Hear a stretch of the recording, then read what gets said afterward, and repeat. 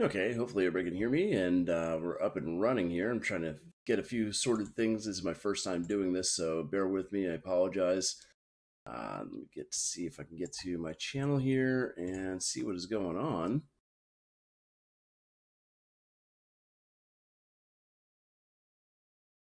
And nope, I'm in the wrong spot here. I'm just trying to be able to see the chat, so hopefully I'm broadcasting live and not quite sure yet, so just checking it out right now and seeing what's going on.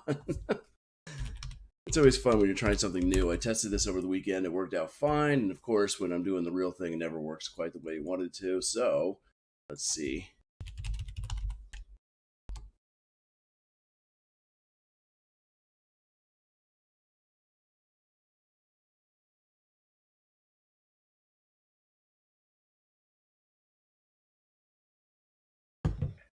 Okay, let me see. There we go.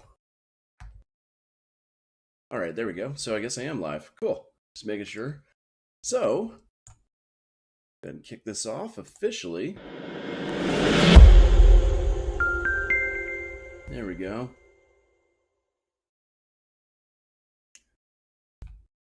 Oh, welcome everyone to the, whoops, let me get past that real quick.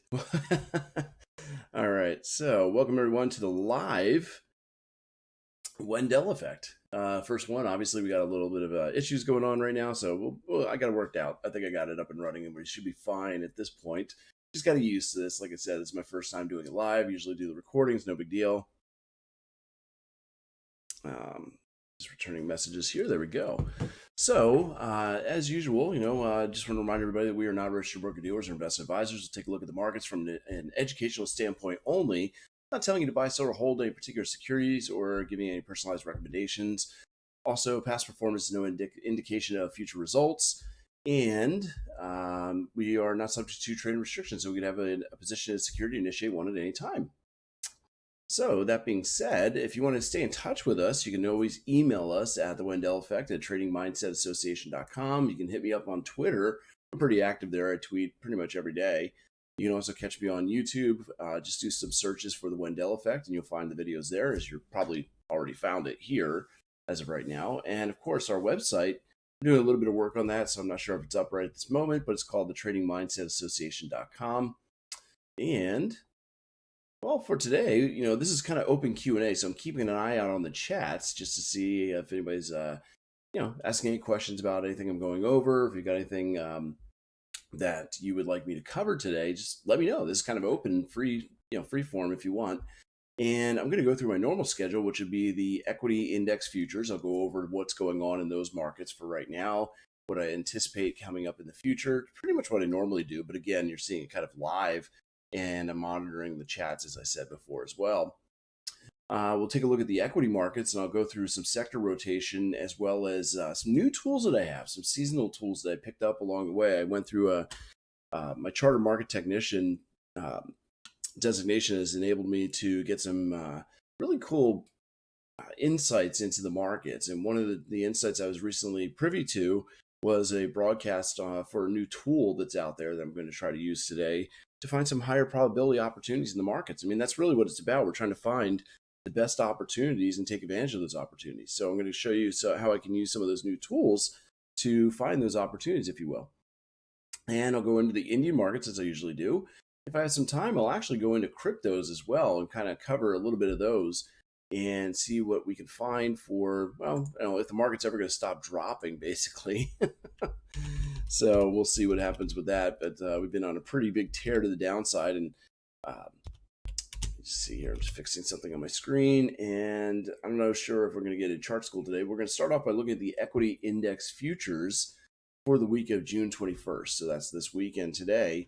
Happy summer, by the way. It's the first official day of summer, right? I think it was the equinox today, or is it yesterday? I always forget which one it is, 20th or 21st.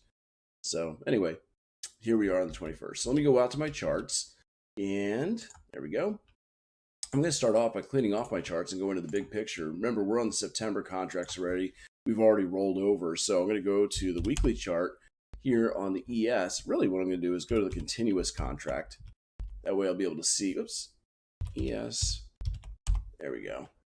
And on the continuous contract, you see I had some old data there. I think that's from a daily chart that we pinged off that 3701 area. Let me just check that real quick. It might be 240 even. Going back. Yep, it was. It was a 240-minute demand zone that we actually hit. So look at that. I'll come back to the big picture in just a few moments. But starting off, oh, is it not showing my screen? You can only see me. Oh, that's right. Hang on a second. I got to fix something here. Thank you for reminding me. Now you can see the screen. There we go. Okay, even better. You don't need to see me. You need to see the screen, right? It's like, just try to picture the chart in your mind. That probably won't work too well. Anyway, as we go back, let me see, where is that demand zone here? I just moved it too. There it is. So as you can see, 3701 was this area of demand. Really, that leg-in candle encompassed a lot more. But I was kind of fine-tuning the entry point right here as far as where the buying pressure really began. And it was at 3,700. We obviously overshot that. And that'll happen when you got some really strong bearish or bullish momentum. I didn't really consider this to be a good supply zone, but that's kind of where we pinged from. And if I go to current price, you can see that's where we bounced from in that area. And let's go to the weekly chart again. I'm going to start off clean because that's what I want to do with the charts. And you can see we're in a bearish trend, no doubt about it. We're in a downward trend, bearish market. Since the high, how much have we lost in value here? To the bottom is 24.32%. We're currently retracing, but we're still in bear market territory, down over 20% at 22.36%. So bear market, obviously, right? So where's this going to bounce? Where are we done? Well, if we take a look at the Fibonacci extensions from our previous impulse down, you can see we just reached one of our targets. Now, Fibonacci is not always exact. You're not going to turn right at the levels. They're kind of a general area where you should see prices turn from. So we actually just hit this target and should be expecting another correction, just as we did before. You can see we had impulse, correction, and we ended up going to the 1 versus the 0.618.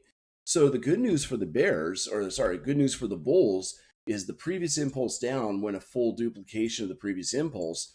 This one so far is correcting at a smaller correction or a smaller extension, right? So before, like I was saying here, we had a move down.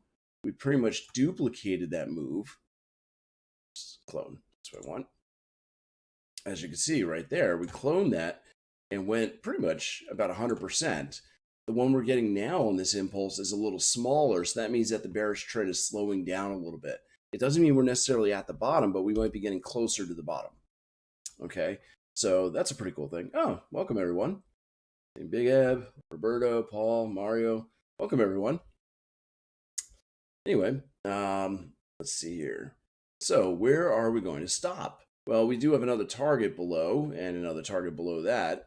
So I don't think it's going to get that bad down to the 3,000 level, but who knows? You know, things could happen. Right now we are in a corrective mode. So what I would do is put in my Fibonacci retracements here on the most recent impulse to give us an idea where we might be retracing to. So we put that in. You can see we've got 23.6 and so on. So let me go ahead and delete the impulse. And we are correcting back up as we speak. Now, as far as where the bottom might be, we'll put in a horizontal line here, go back, and take a look to see where's our demand. Now, we don't really have anything right in here, do we? You know, we're looking for the origin of an imbalance and a strong move to the upside. We got some weak moves right in here. You can see we've got rally, base. Now, it doesn't work too well there, does it? So really, this is the strong demand zone under 3,000. We're looking at drop, base, and rally on the weekly chart. Now, I'm not sure it's going to get that far down. We could see. Actually, what I should do is see if there's confluence with the expansion or extension. That was this. Impulse down, correction up, and no, that's well beyond. So you see 25.24, 21.24, that's the next weekly demand zone. I don't see us getting that bad, okay? But we still have room to go, I think, to the downside. I don't think this 0.618 area is going to be anything more than a retracement back up. part of the reason why I say that, and I do believe we could go down to these lower targets, about 33.78 would be the next target. And below that, 28.69 if it gets that far down. But what I'm seeing is, even though we had a smaller extension, we don't have divergence. Okay, the readings here on the RSI, it's a little bit lower, obviously not as low as price was. So we're not moving quite as vehemently to the downside as we have been before, but we're not diverging either. Normally, when you see a bottom being put in, you'll see some sort of divergence where the momentum will be much higher, meaning there's less bearish momentum as we're making a new low. So we actually have a slightly lower low here, so we're not really seeing the bottom yet, I don't believe. So going down to the daily chart, and it appears that we may be correcting a little bit more this week. As you can see, we've got a first target on the pullback, 37.63, 38.39, and so on to the upside. So we're not done pulling back as of right now. Really, at the open today, we're getting kind of an outside gap up. So we still have about a little over an hour, or no, less than an hour, sorry, about 45 minutes till the U.S. market open. And we're looking like we're going to experience an outside gap. I'll go over that in just a few moments here as we get down to that time frame. But you can see, same picture here. We didn't really have a divergence because we had a slightly lower low on the indicator, but not nearly as much as we should have given the selling pressure we had going on last week. So that's why we're getting a little bit of a correction. But again, I don't believe this is the bottom of the market yet. We still have room to go, possibly pushing down towards 3,000, maybe even lower. And we'll see. So dropping down into the 4-hour time frame, you saw we hit that area of demand from way, way back. And again, we're just correcting. I don't have any good supply zones until the 50% retracement on the 4-hour time frame, as you can see. There's nothing. I mean, yeah, we did start some good selling pressure here at about 38.2, right? Because this is where the retracement began at this level. And here there was a divergence, by the way. Notice the difference. We're making same lows, or slightly lower low actually in price, but the indicator is going much higher in that case. That's the divergence I was talking about that you want to see before your markets bottom out. So we have an area of supply here up at about 3,900. I don't know if we'll retrace that much. This is pretty weak as it's moving up. It's a good angle, about 45 degrees. I mean, obviously you could change angles, but overall it looks pretty strong. And we'll see what happens when we get to 23.6. What will happen is, as you come up to these retracement levels, to know if it's going to hold or break, I tend to use the RSI. And I've taught about this before in many of my courses. As you come up into a zone and you're wondering, will it have momentum to break the zone or will it hold the zone? If you're above 60 on the RSI, you should be able to break through the zone. Okay. And if it doesn't break through 60, and oops, hold on a second. I'm gonna realize I don't know if I'm recording or not. I gotta check that real quick. Should be recording this, but who knows? Anyway, I'll record it here too on my computer. There we go. So if you cut off the first part, no big deal. You get the rest of it anyway. It didn't record. So getting back to what I was talking about here, again, as we're retracing back up, what I'm looking for is every time we hit one of those areas, are we actually going to be above 60 or below 60? That's kind of the cutoff there. If you're above 60, you have enough bullish momentum to break through that level. If you're below 60, when you hit these retracement values, expect those retracements to hold and continue the impulse back down. So that's kind of your signal right there to let you know what's likely to happen. Again, it's just what's likely. It's not necessarily going to happen. So dropping down to the smaller time frame, we go down to the 60-minute. Oops, wrong button. 60-minute time frame there. And on the 60, let me refresh this. There we go. Looks about the same. We don't really have anything else new. What I'm looking for here really is day trading trends. That's what I'm usually looking for when I go down the 60-minute chart, unless I'm trading some swing trades on this time frame. And right now, this is suggesting that we're going to continue going up. You see, we had more momentum, not less, as we made a higher peak. So it suggests that we're still going up a little bit today. We should be able to at least touch the 37.63. So what I did is going down, I'm going to go to the specific contract now. And going to the contract specific on this, let's see here. Oh, no need to go back too far. 15-minute time frame, I'm going to look back to the 17th, and the close on the 17th is right here.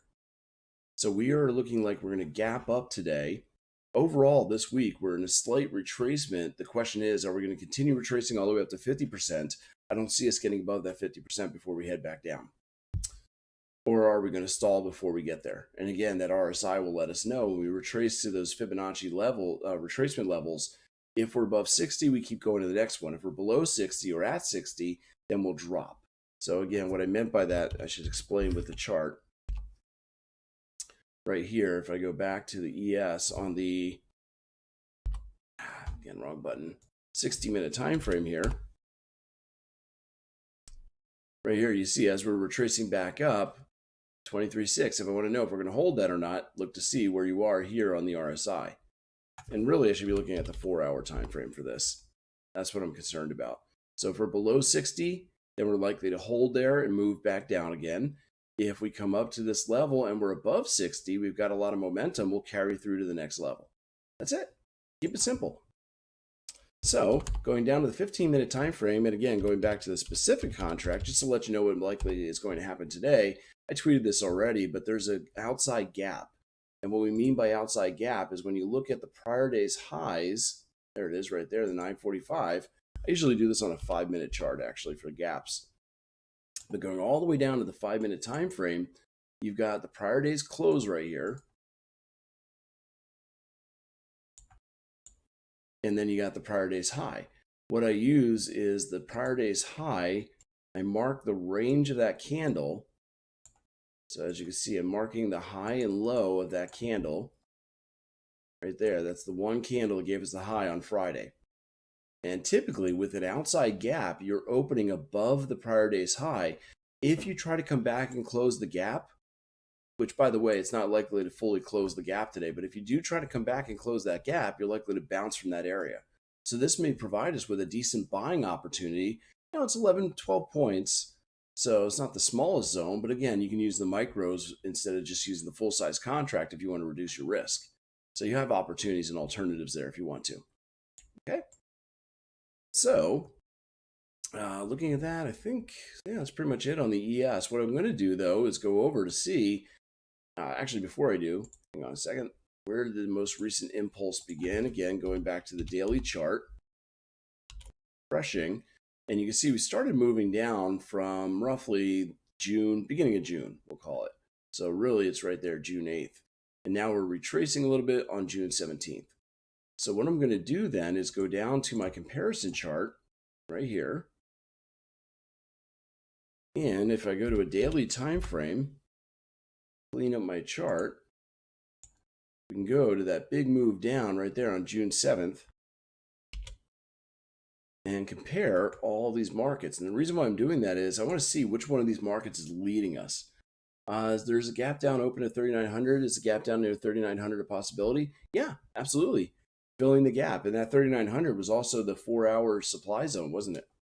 Right in that area. So that's going to be a magnet for price to come back up and try to fill that. So that's a possibility, yes. Anyway, what I wanted to see here is who's leading us to the downside. It looks like it's the Russell. So the Russell, since it's the leader to the downside, will usually let us know when we're bottoming out. And then whenever we decide who the leader is to the upside, that'll give us a signal as to when we're topping out as well. So if I go down to, say, a 4-hour chart, we'll probably see it better because we're pretty new on that move back up. You can see right here on the daily chart, right around the 19th, it actually is the Russell again. It can reverse and become the bullish one, just as it was the bearish. If I go back to the daily, it's kind of a toss-up between the Nasdaq and the Russell on the daily. But when I fine-tune this and go to the 4-hour,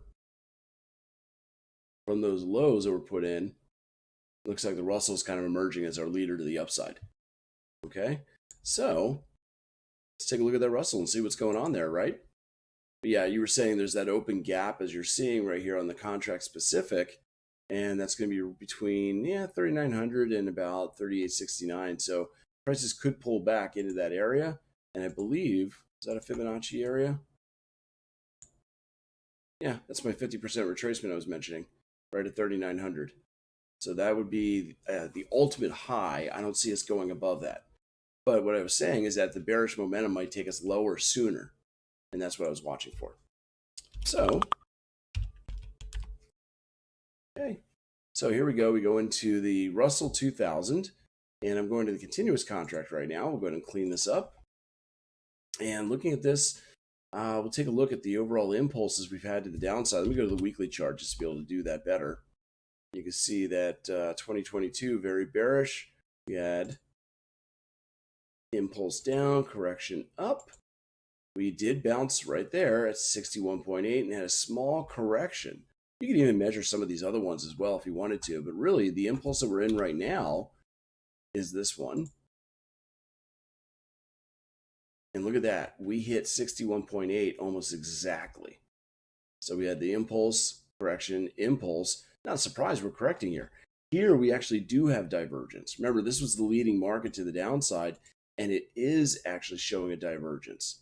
Now we have a slightly higher low right here where we didn't on the price. So price is trying to move down. We had less momentum. Not really surprised we turned around right here. You should be able to see those things ahead of time or anticipate that's likely to turn there at least. So now we're in corrective mode. Okay, so where are we going to correct to before we continue down? Or is this the bottom of the move? That could be the bottom, but I doubt it. Let's take a look back to see. Ooh, we are at demand. Look at that. On the weekly chart, since we're at demand, or are we? No. Take that back. Hang on. This is not a good demand zone. That candle closes above the high of the previous candle. So it's not really a basing, is it? So this is just a pause point. I think it's going to trick a lot of people. It looks almost like it's a bottom being put in, but it's not really a good demand zone for me. It doesn't meet my qualifications for a zone.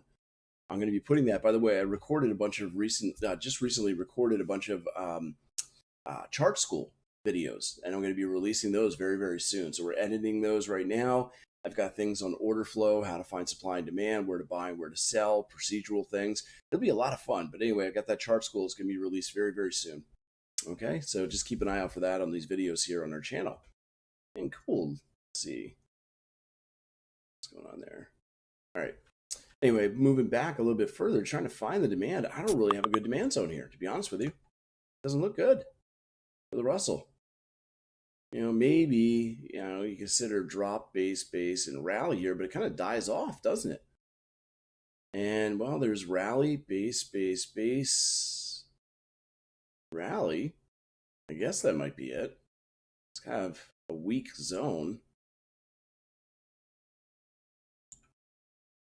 You can see we didn't really go very far when we pulled back. I mean, this honestly could be a zone. Even though it doesn't quite meet my criteria, it is the origin of a pretty good rally after some sideways movement. Let's not lie, okay? So could this be a bottom being put in the markets? That's a possibility. We'll just kind of have to see, right? Now, for me to call it a bottom, I'm going to be late, okay? It's better to be late than wrong, obviously.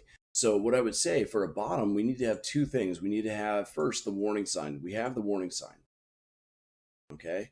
This is the warning sign. Divergence. Now, after this, to call it a bottom in the market on the weekly time frame like this, we need to have one of two things occur. Number one, after we retrace, when we come back down at some point, it doesn't matter if it's a lower low or higher low, it really doesn't matter. What matters is where is the RSI when that happens. So as we move up and then come back down, if the RSI stays above 40, then we are confirming a trend change and we will continue to move upwards. And this will be the bottom of the markets. Yeah, that's a key thing right there. If we make a low after this divergence where the RSI is not below 40, and so above 40, that means this is probably the bottom of the markets and we get a confirmed trend change. It'll really be confirmed when we break the high, because what we need to do is make higher low and higher high. And at that point, as it breaks that higher high, we should also be breaking above 60 on the RSI. That should be happening at the same time. That would that would tell me we are making a market bottom. And this is the leading market, so that's where you would expect it to happen. Okay? Yeah, it would be kind of a double bottom, exactly.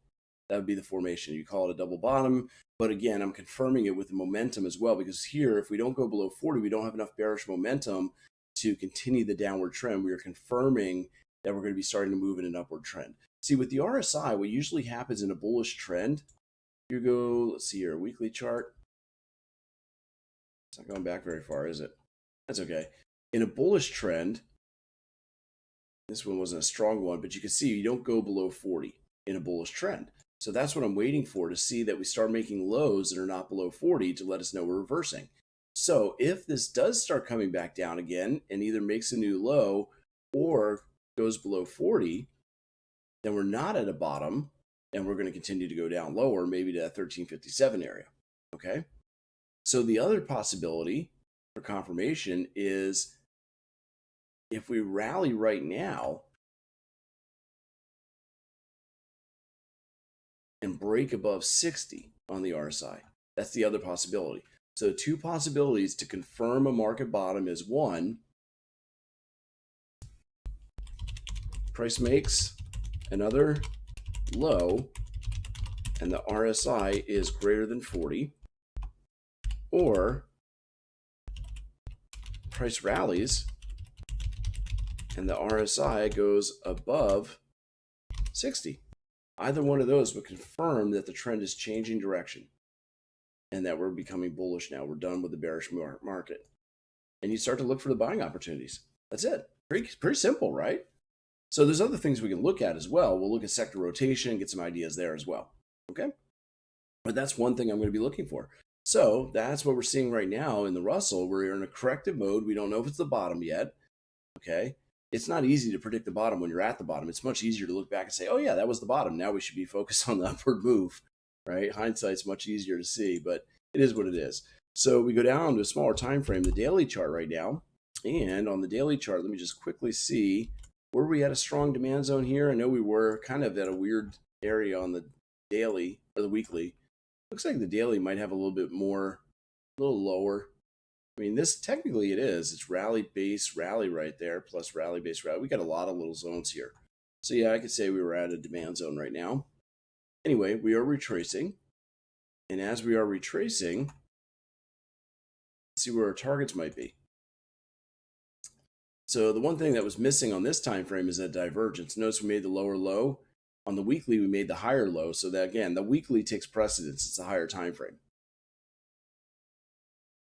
So now looking at this on the lower time frame here, I don't really see much. You know, we're just in a retracement. Pretty typical. So we go down to the 240-minute chart, and we can probably go down to the specific contract now. So I'll do that. And again, go back to the daily and put in my Fibonacci retracements just so I have them accurate on this particular security. There we go. And on the 4-hour, again, we're retracing. We're very, very close to the 23.6 retracement right now. We don't really have a good supply zone here, but I wouldn't ignore this 38.2 because that's where our last little kind of impulse continued to the downside. Really, when it comes down to our supply zone, we really have a supply a little bit higher here. I want to miss this one. And then up here. So those are the targets to the upside. One of them is at 50%. Could we turn at any one of these? Of course we could. Again, we are very far away from 60 right now, so we're going to have a hard time getting above that 23.6. We're already starting to stall. You know, if this were very, very bullish, we wouldn't be seeing any kind of red right now. We'd be seeing more green pushing us higher, and we would have much more momentum. This is a very anemic move to the upside, and you can see, you know, we had this kind of angle before, didn't we? It's almost the exact same angle of attack, and it failed last time. And it'll probably fail this time. And the reason why is the key is momentum or lack thereof. You can see we are way, way, way below 60, even below 50 right there. So we don't have enough bullish momentum to continue to go higher. And we're there again. Maybe a little bit more momentum, but still not enough to get through the zones. So we may end up turning around at 1705 and continuing that push to the downside. Then, of course, I'll be watching the weekly chart to see if we make a low below 40. If we do, then we're going down. If we don't, then we might stay higher. And we might be putting in the bottom. So we'll have to check in, you know, next week or the week after. It may not happen right away, but we'll be watching those kinds of things. That's what I'll be focusing on. And hopefully you will be too. Anyway, looking at the 4-hour chart, we're in a corrective mode, but we may be dying off here at the 1705. We'll drop down the 60-minute. And on the 60-minute, not seeing any signs of weakness yet. We're still making higher highs on both momentum and price. We're just getting a little retracement right now. That's about it. I don't really see anything else going on here significant. If I saw a divergence, I would think the market was going to sell off today, but it doesn't look like it.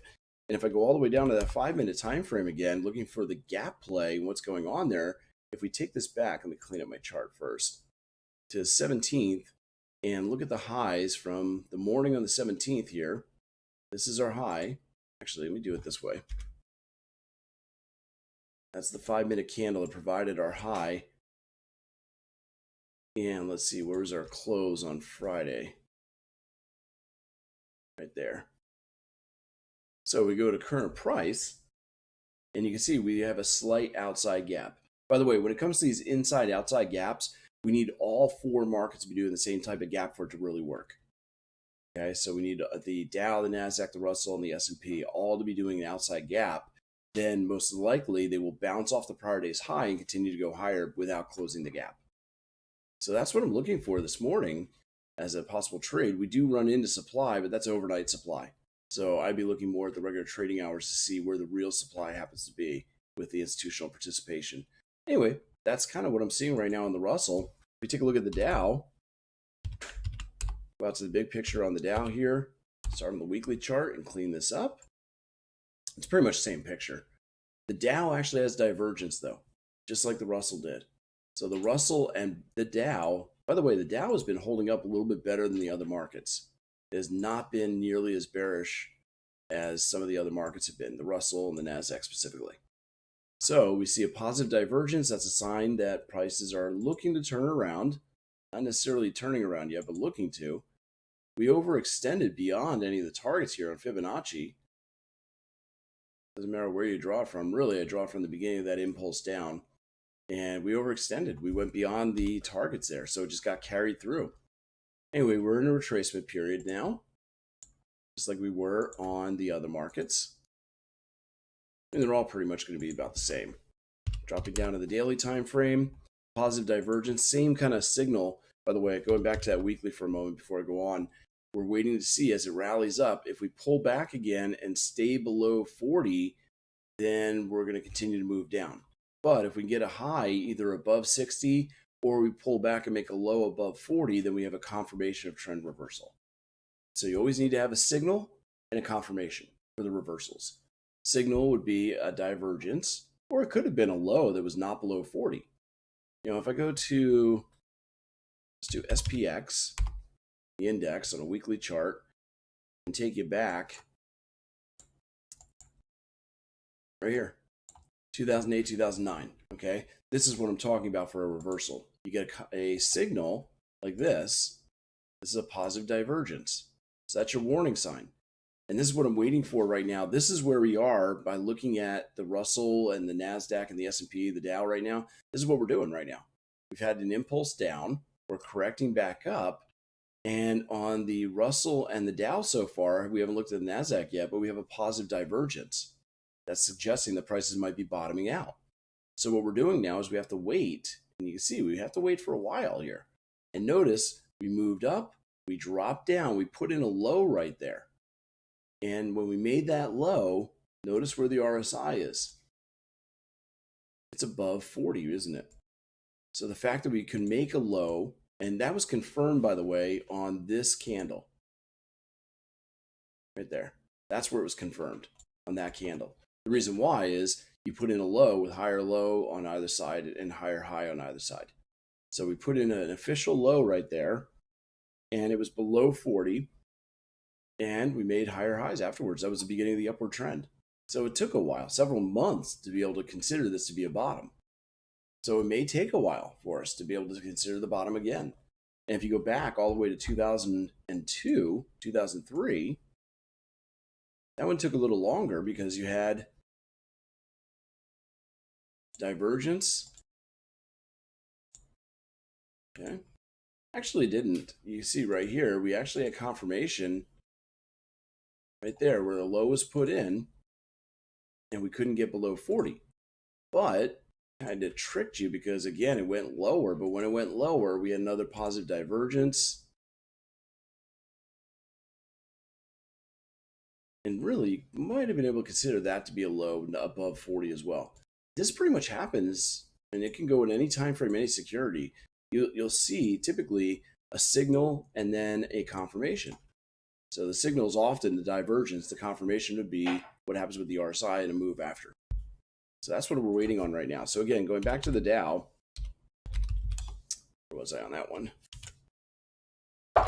On the daily chart, specific, we are simply retracing and waiting to see is the bottom being put in or not. I got a feeling it's not the bottom yet. So anyway, we are retracing back towards 23.6. And if we drop down into the 240, you can see we're getting closer and closer to that 30,456 at 23.6 retracement there. And as far as supply goes, we don't have anything until the 50% retracement. I mean, this looks identical to the S&P. The S&P had the same sort of zone at the 50% retracement area. There we are. Thank you. And yeah, so there's our retracement values right now. Again, we see the positive divergence here where the indicator is moving up while the prices are moving down. But we're having trouble getting the momentum needed to carry through 23.6. We're starting to roll over already. And that's not good for the bulls. It's great for the bears. So dropping down to the 60-minute time frame. And no divergence, but definitely getting weakness coming in right now. And just for kicks, we'll take a look at that 5-minute chart just to see where are we gapping today. Are we getting an outside or inside gap? We look at the 17th. Where are you? There we are. And there's our high from 10 a.m.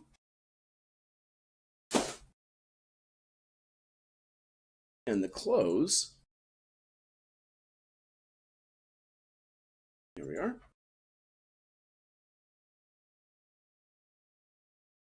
And we are definitely getting a big gap to the upside. Remember, this index has been a lot stronger than the others overall in the move to the downside. So we're definitely getting an outside gap here. It doesn't look like we're trying to close it all. So I see us opening up with a bit of a move to the upside today, trying to head towards that 34.56 on all these markets. Basically not all these markets on the Dow, but 23.6 on all these markets today. But once we get there, we might be running into a little bit of selling pressure. I mean, there's selling pressure ahead of that right here. You've got rally-based drop that you're going to run into before you even get there. Anyway, the last one, the Nasdaq. Go out to the big picture here on the continuous contract and refresh that. Doing some analysis previously. And once again, we see a positive divergence where prices are moving to the downside. Sound like a broken record here. They're all the same. And higher lows right there. So, you know, what we're looking for, that confirmation after the retracement. Just wait to see if it pulls back at all. And I'm kind of curious. I don't know if this one hit a Fibonacci extension. No, it actually never even got down to the 61.8. So it held up a little bit better than some of the other markets did. Anyway, that's what I'm seeing so far. We go down to the daily time frame. And on the daily, we actually see a divergence a little bit closer here on the right-hand side. You know, let me move you. There it is. Voila. So again, getting a bit of a retracement right now. So if I throw in my retracements, notice I use my retracements from the beginning of the move, not the highs. It's the open of the candle that gives you the move to the downside. I usually get more accurate data that way. Actually, I'm going to go to the Nasdaq specific for this. And by the way, let me know if you have any questions. Everybody's so quiet. If you have any questions, let me know. Anyway, here we go. On that daily chart, you can see, wow, we've actually hit 23.6 already. So this one's a little more bullish than the other markets, isn't it? Because the other markets weren't quite at 23.6 retracement. This is. All right. And go to the 4-hour time frame. You can see that, yeah, we've exceeded that, but we're starting to stall out. And this one was actually a bit unusual. Remember what I was saying before, as we're coming up to these retracement values, if we're below 40, they're more likely to hold. Well, this one overshot, and we're starting to die off in momentum. We never got above 60. So this may be stalling out a little bit now, a little bit beyond the zone rather than below the zone. So we'll keep an eye out for that. And dropping down to the 60-minute time frame, the trend is still pretty strong, but we did take a little bit of a dip here recently. Didn't make a new low yet, so overall still making higher lows as of this point. Dropping down to the 5-minute just to get an idea for today. The prior day's highs, we go back again to Friday. Here we are. And actually, Friday's highs are later in the afternoon than they were on the other markets. It's right here.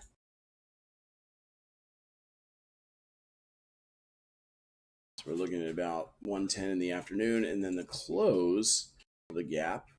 Not that we're going to need that because we should not close the gap. Okay, there it is. And let's see where we are right now. We should be well above that. Yep. So we have outside gaps on pretty much all the markets. Not enough coffee today. I got it going right here. Anyway. So, yeah, that's what I see going on right now. All right, so a couple things I watch when it comes to these markets, as well as just doing the analysis on the individual markets. And I've shown this in my videos before. If I go out to stockcharts.com to get an idea of where the markets are likely to go, where they are right now in their cycle, because really everything's cyclical. We have these cycles in the markets. I go to predefined groups and S&P sector ETFs. So this is showing the different sectors: discretionary, consumer services, technology, industrials, and so on. It's showing their performance. I usually want to look at roughly 6 months to start with. So I'll right click here, go to past 6 months. It's 126 trading days. And we see that energy has been our leader. Well, obviously we've been inflationary for quite a while here. Now be careful with this. It doesn't mean that it doesn't mean that the energies are up 58% and the staples are up 13%. This is how they are reacting in relationship to the S&P 500. So if you want to see how they're actually reacting, you take off the S&P and you see that everything's down except for energy. Okay. Now, how do we know what to invest in? We want to look forward. We don't want to just be in what's hot right now, but we want to be able to look forward and see what's going to be hot in the future. Well, typically in a bearish market, you're going to see this kind of rotation. Well, this is actually the rotation for all of it. So you can see what's going on here: consumer expectations, industrial production, so on and so on. Okay, so there's some things that you can look at to get an idea of where we are right now in the market, which is in orange, and then where we are with the economy in blue. So right now, energy has been very, very hot. That puts us right here near a market top, possibly after the market top as things are starting to fall. We should see consumer staples and healthcare also performing well. That's right before the economy peaks and we start to go into recession. Notice there's a lag between the peak of the stock market and the start of a recession. That's usually on average anywhere from 9 to about 18 months. So it's kind of a big window there of 9 months. But the peak of the stock market was January. So that means we could start an official recession anywhere after September of this year. We're getting closer. And we're not actually in recession right now. A recession officially is 2 quarters of negative GDP growth. So if you want to see the GDP stuff, obviously there's places to go for that. I use Trading Economics as one website that I can look at. And if I scroll down right now, you can see GDP quarter over quarter. The US is showing a negative number. Oh. So we click on it and you can see that is our first quarter of negative numbers. And enlarge this a little bit. So we did have 2 quarters back in January 2020, July 2020. So it's first quarter, second quarter. Now we turned it right around without slipping into recession. Kind of a mini recession, if you will. That was the COVID effect. But now we got a negative 1.5 GDP growth. Okay. And that's first quarter this year. So second quarter is going to be released after the end of this month. If we have another quarter of negative GDP growth, we could officially be going into recession. And that'll probably get announced in August or September. So again, almost 9 months after the peak of the stock market. Okay, I'm not going to get political here. I'm just looking at the numbers and looking at technical stuff. Okay, just so you know. Anyway, so that's what's happening right now in the markets. And we go back here with that sector rotation. We can take a look to see some of the CPI numbers or consumer numbers. There's a lot of different data coming out. You can always search for that. I think Forex Factory. We could do searches for consumer numbers. I'm not sure how to actually search for it. I just have to go day by day, I suppose. but you can look to see what are the consumer expectations, what's industrial production looking like. We just had Philly Fed numbers coming in, and they were falling. So that's showing early recession if you've got falling production numbers. Okay, I don't remember the exact date. I think it was last week. Let me just check. Oh, here's another one right there, industrial production. And look at that. That is falling. The expected number was 0.4%. That's even less than what the previous number was. Here, we'll do it this way. So here's industrial production for the United States. Literally what it's showing right here, isn't it? Industrial production. So what is industrial production doing? Well, the actual number gained from April to May. Yeah, we've been rising. We had a small stumble back in February to March. Again, some of that COVID effect, and then turned around. And now, look at this, we're falling again. We went from 1.4 to 0.2. That's a pretty big drop in production. So, as I was saying, the other thing you can look for is there it is, Philly Fed Manufacturing Index. That's one of the first regional manufacturing numbers that comes out. And look at the swing here. That's huge. We were expecting 5.1. It was a negative 3.3. That is leaning towards recession. I can't remember which is next. I know there's New York, Minneapolis. There's a whole bunch of different Fed manufacturing indexes. You just got to look. But the Philly one is the very first one that usually gets released quarterly, and that's an ugly number. I mean, we went from all these huge numbers on the positive side, January 2022, 23, and started dropping 16. Then we came back up to 27, 17, 2.6. Now we're negative. That's not good. So we are seeing production falling. That's early recession. Interest rates. Well, it looks like they're rapidly rising, right? So we're not in recovery, but we're getting towards that recession.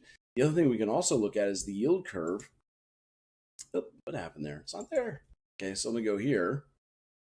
And let me see, where's the yield curve on this? I have it, usually.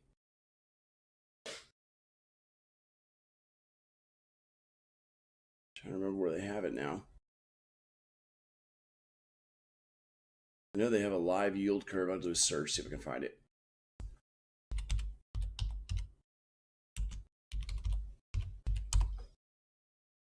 Dynamic yield curve. There we go.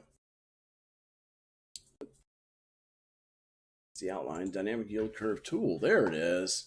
So we look at this yield curve, and right now it's showing a flat yield curve.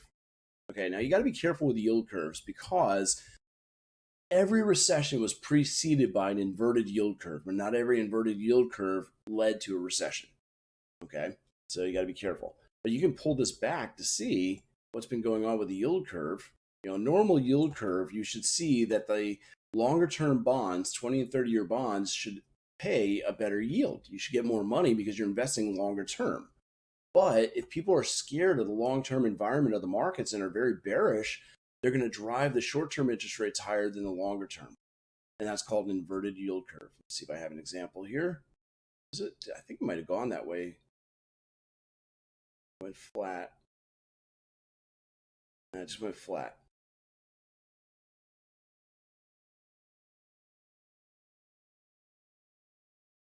There it is, inverted.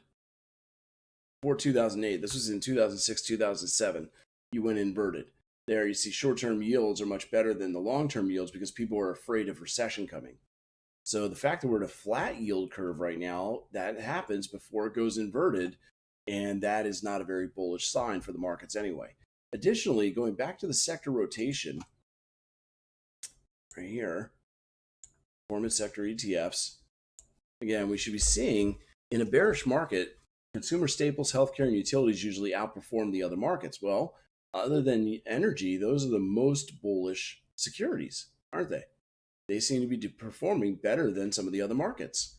So we should focus on those for longs and maybe some of these for shorts, the ones that will be out of favor. Because right now, it looks as though we're right here on this move down. Not at the bottom yet, because when we're bottoming out, we'll see utilities and financials doing the best. But right now, it looks like we're right in here. So we were getting ready to start the recession. So that gives us an idea of what to start looking for trading ideas when it comes to individual stocks. All right. Another thing I can look at, I've used this in the videos before, is FinViz. But I actually have a new tool I'm going to be showing you in just a moment as well. But in FinViz, I can go to this market map. Obviously, the market's not open yet, but we can take a look at the previous week or even month and get an idea. Heck, let's go 6 months. Here's 6 months of the S&P, and there you see the shining star. The only thing that's been doing well has been energy. Dang it, I just got bit by a mosquito. It's a danger of living in Florida. Anyway, so you can see that's the only thing that's been bullish. A little bit of agricultural there, but that's about it. You know, there's some spots every now and then. Drug manufacturers, AT&T, T-Mobile, Activision, Blizzard. But other than that, everything's pretty bearish. So we see that that's kind of showing us the sector rotation as well. Even the last month, almost everything is down. A little bit of software application. Salesforce is up. That's about it. So that'll give us an idea of where to start looking for our opportunities. And right now, based on the rotation, we should be looking possibly for consumer staples as longs, healthcare, and utilities. And then for shorting opportunities, we should be focusing on those markets that are out of favor, like consumer discretionary, technology, maybe even consumer services or communication services, right? So we can either search by going into our map. Now, let's say we want to do some shorts here on consumer discretionary. Right there, consumer cyclical. We can look to see, okay, the last month, who's been bad? Tesla, General Motors, Expedia.com, Royal Caribbean. So you look at those reds and start to look for trade ideas on those reds.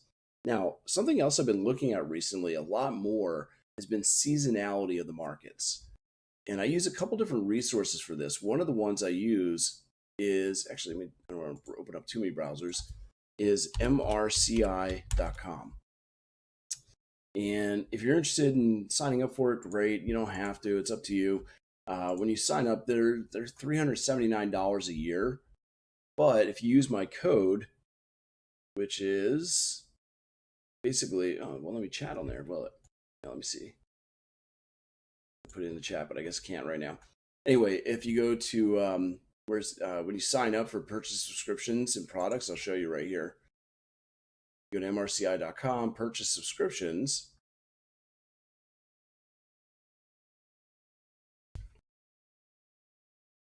It takes a little while, apparently.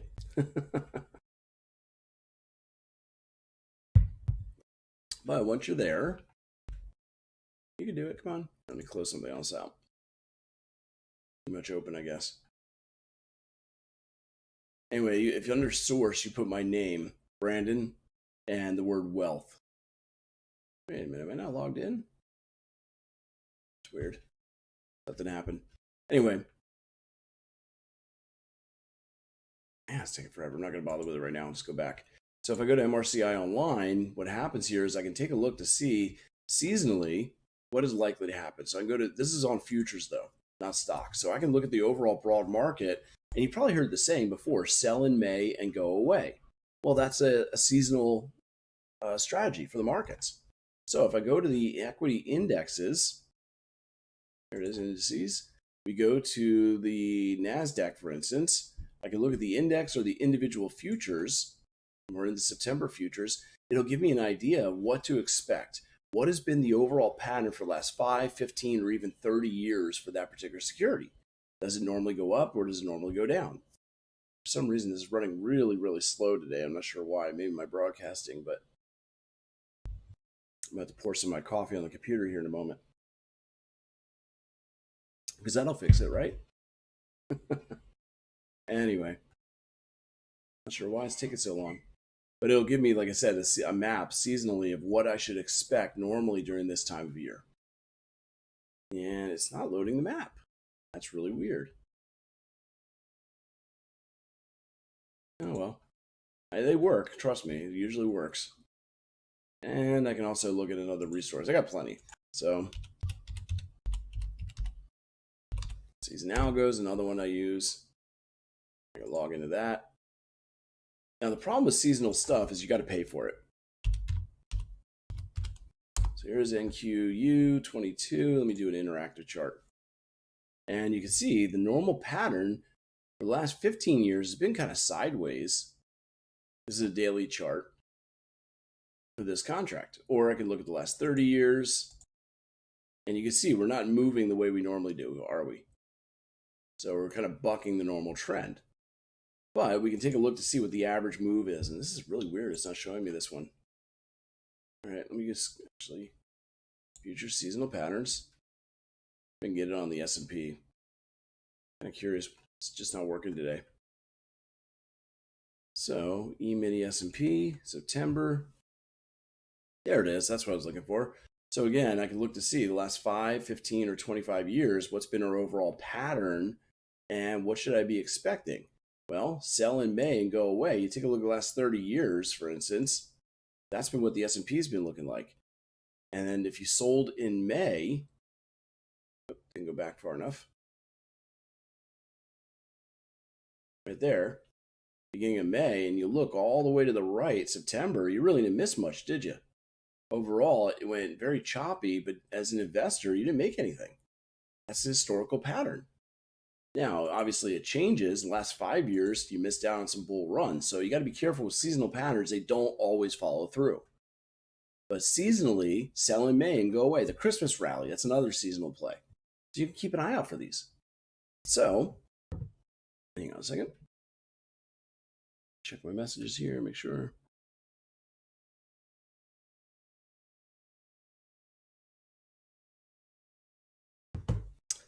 So going back to this tool now that I'm using, which is called Seasonality. It's a brand new tool that I just started using. Let's see here. Go to my links. I can put out, oh, that's right. I don't think I can put the link out here in the chat for some reason. Oops. I'll just put it on a Word document for you in a moment.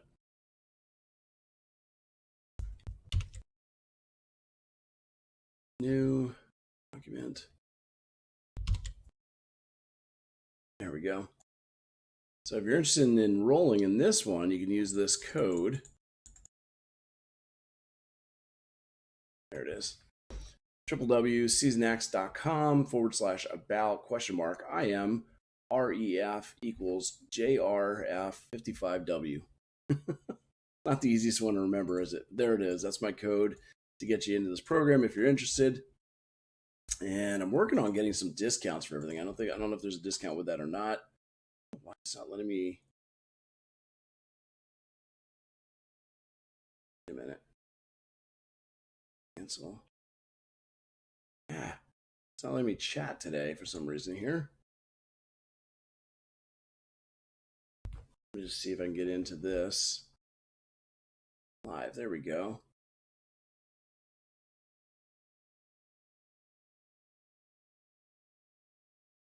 Oops. Hopefully I'm still broadcasting here. I didn't turn that off, did I? Nope, I didn't. Okay, there we go. So, yeah, we're about ready to open up here. And as I was saying, you know, we should be looking at the open gap to the upside, like I said. It's not letting me look at this. So new to this whole live YouTube thing, I apologize. So, all right, anyway, figure this out later. You got the code right there. So let me just show you what it's all about anyway.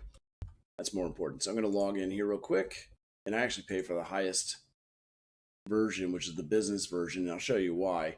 Basically, I can go into some of these popular securities, such as the Nasdaq we were just talking about, and look at this. It is giving me the annual seasonality of the Nasdaq over the last however many years I want to look at. This one's 10. I can go back, let's see, 36 years. And that's the pattern of the Nasdaq for the last 36 years. So sell in May and go away. You can see beginning of May to October, it's the least bit of gain that you have overall. So if I isolate that, see May 1st to October 1st, September 30th. Overall, if you invested during that time for the last 36 years, you only had an annualized return of 7.78. It's so positive. The average return is only 3.17%. You only had 68% winning trades. Compare that to, let's say, end of October, so beginning of November to the end of the year, that goes up to 77%, and the annualized return is 33%. The beginning of the year, beginning of January to the end of April.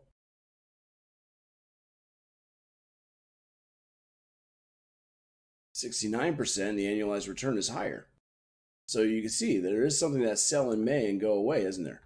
And it shows you average return by month. September is the worst performing month on average over the last 30 years. So we can just take a look at the last, 10 or 15 years. That's all we're doing. We're trying to find a pattern that normally happens over a period of time. So here's where I can use this. I know that the sector that I want to invest in on the short side is going to be the consumer discretionary. And on the long side, I probably want the staples. Well, I can actually go to a screener that's built in here, and I can look at the last 15 years. We don't want to do necessarily long term. I'll do last 5 to 30 day for a trade period. I want a win percentage of 85% or better. And I'm going to look either at the indice, I can look at the S&P 500 and all the stocks there, or I can really isolate it by sectors. So now I can go into, let's see, where's consumer staples? There it is, consumer staples. And over the last 15 years, we're looking for upward movements. We've got Costco, Procter Gamble, and Clorox. And the win percentage, look at this, the win ratio for Procter Gamble, 93%. So I'll click on that one. That looks pretty good. And look at this, from the June 21st until July 18th, the average, first of all, the 93% winners for the last 15 years.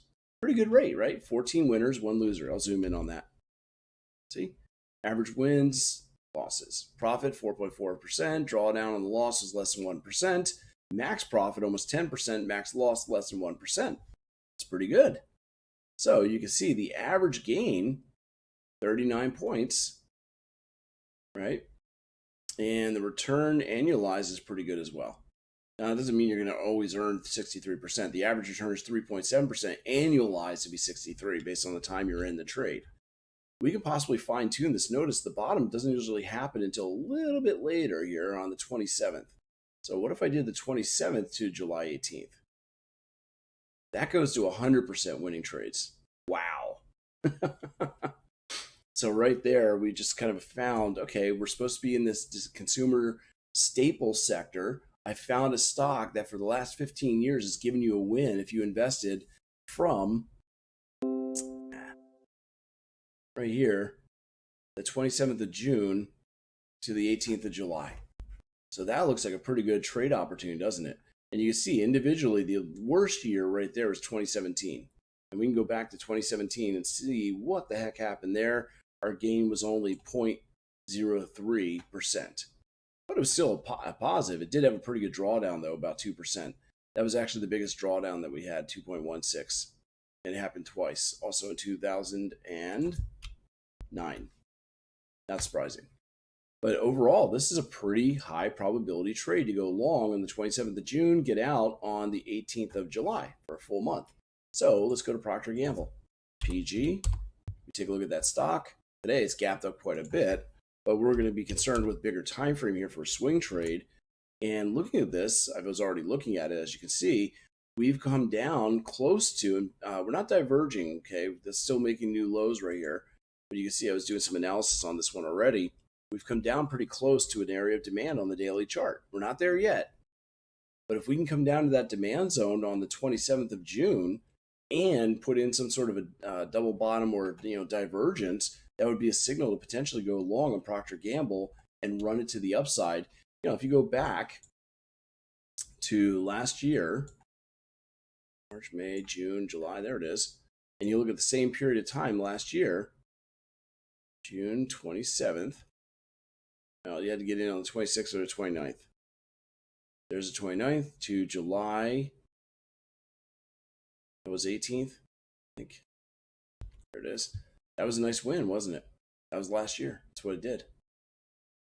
And it actually could have gotten in sooner because you hit an area of demand right there. So you go back the previous year, and you can keep seeing this. 100% of the time, this worked out. June 27th, there it is. July 18th, another win.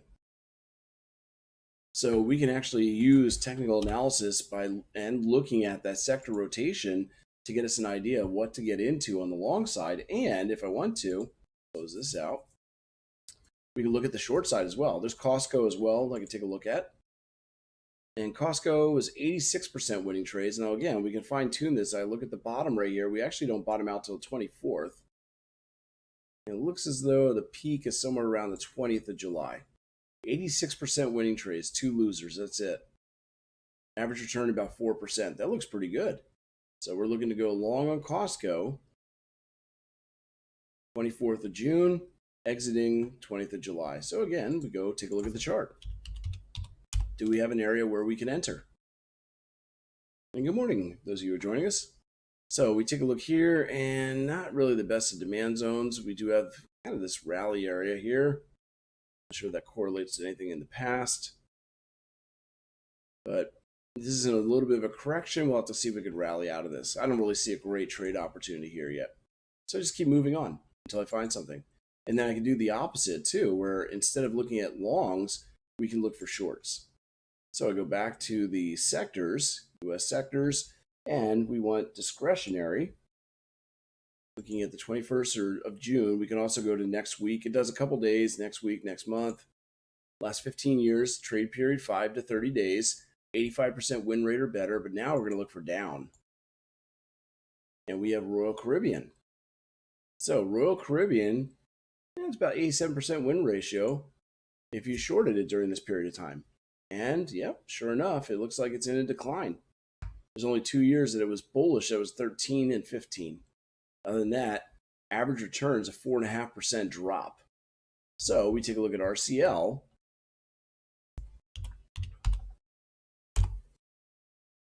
And we can see this is definitely bearish. We just have to figure out where we want to join this. And we can possibly go into a 4-hour chart, fine-tune it a little more. We could see, yeah, there's a little bit of supply right here on RCL. Possibly. A drop, base, drop with follow-through.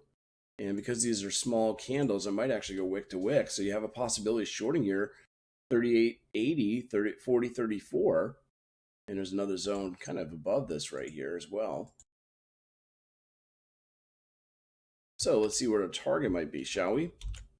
But how cool is that? We can use the sector rotation, the overall market, and what's usually happening this time of year, and then go into seasonal moves and see normally what stock dives during this time of year. And it seems to be Royal Caribbean. I don't know if we have any kind of demand down here. There we go. Way back to 2020. And we're at a little bit of demand. Here's your next target down below. That could be a retest of this area, though. Honestly, you got drop, base, rally, tested. So I might use that. Right there. Let's see.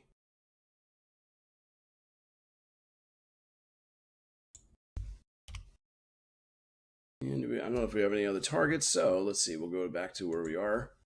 And putting this together, it looks as though we've got a possible short opportunity here. We can also extend Fibonacci extensions depending on how far we retrace. So if we get in at 38.80, very close. We get it exact though. There we go. So now we've got a trade idea. We have a short here, 38.80 to 40.34 with a stop above. Target number 1, well, you always want to exit before you hit the demand zone at 26.30. So maybe target somewhere around 28.46 with the second target being this 15.72 if you can get it. Obviously put in a trailing stop to protect yourself on the way down as well. And there we go.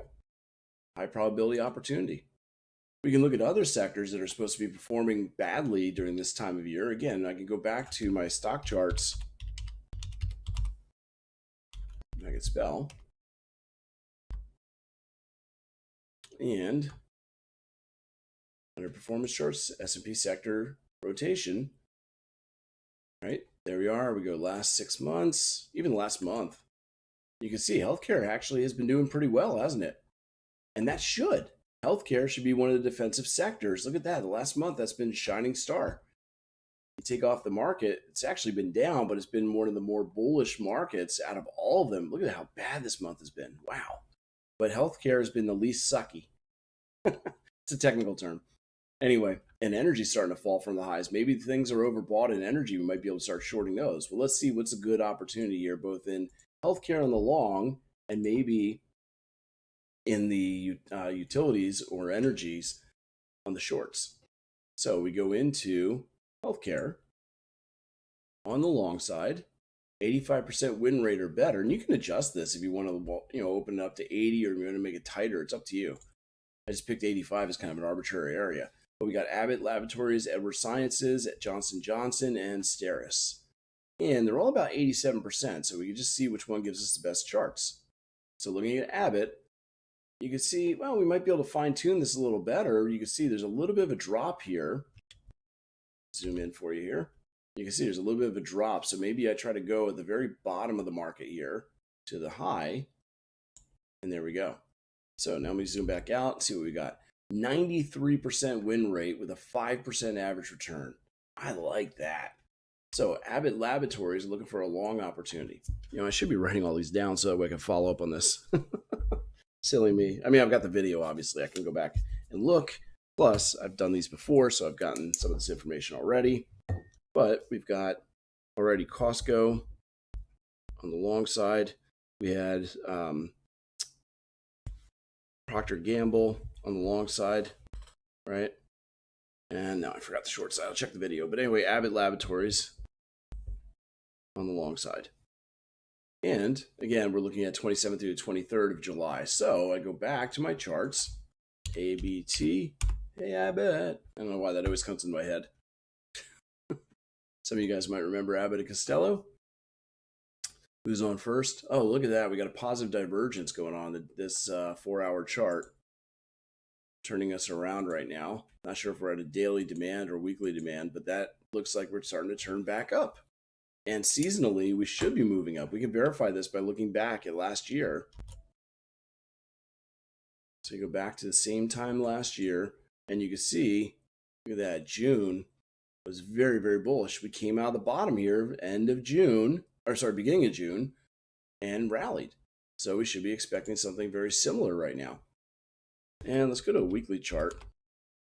So let's see where we are. And we've made a lower low. This kind of looks like the broad market, obviously. December dropping down, but we may be getting ready to turn around again. Go down to the daily chart, see if there's any kind of demand nearby. If there isn't, I'm going to think twice about taking this. And there is. We have drop, base, rally right there that broke out to some new highs. Look at that. We have a demand zone right here on the daily time frame. Now, the problem is that we're below 40, but the good news is, even on this daily time frame, we are making a positive divergence. So positive divergence in an area of demand, you get that turnaround. Now, we're not going to break this high without a pullback first because we're below 40. However, this does look like the bullish opportunity I was looking for. So I dropped down to the 4-hour. I don't really have a good demand zone to buy. That's the problem. I have to look for somewhere I can get in, and I just don't have it as of yet. Even on the 60-minute, I don't believe I have anything yet. So we have to look for a good buying opportunity here, and I just don't have one. So just be patient. If we end up finding one, then we can get in. And if not, oh well. Look for other things. But that's a possibility for a long candidate here in the markets. And you can see we just put in this low, not below 40. Right? And I guess, yeah, you can say we had a positive divergence there too. Let's look at this. Zoom in a little more. You can see that the momentum indicator is moving to the upside while prices were trying to move down. So there's divergence, and then this is the confirmation, kind of like what we were talking about in the Russell at the beginning, where we are making a low that is above 40 on the RSI. That's confirmation we're turning around. So look for a demand zone to buy on Avid Laboratories. It should take us higher. What else do we have here for Seasonality? We had Edwards Life Sciences. And this one's pretty good too. 86% win rate, so 13 out of 15. 3% average return. And we can possibly adjust this one as well. Looks like the 29th of June might be the better bottom to the high July 20th. Still the same rate, 3.74. Actually, I think the last one was a little better, wasn't it? Nope. Actually, I did get a better rate. Instead of 2.97, I had 3.74, so I was right. It's fine-tuning and getting the bottom of the move. The win rate was the same, but the rate of return was much better. Instead of 3%, I've got an extra 0.75% rate of return.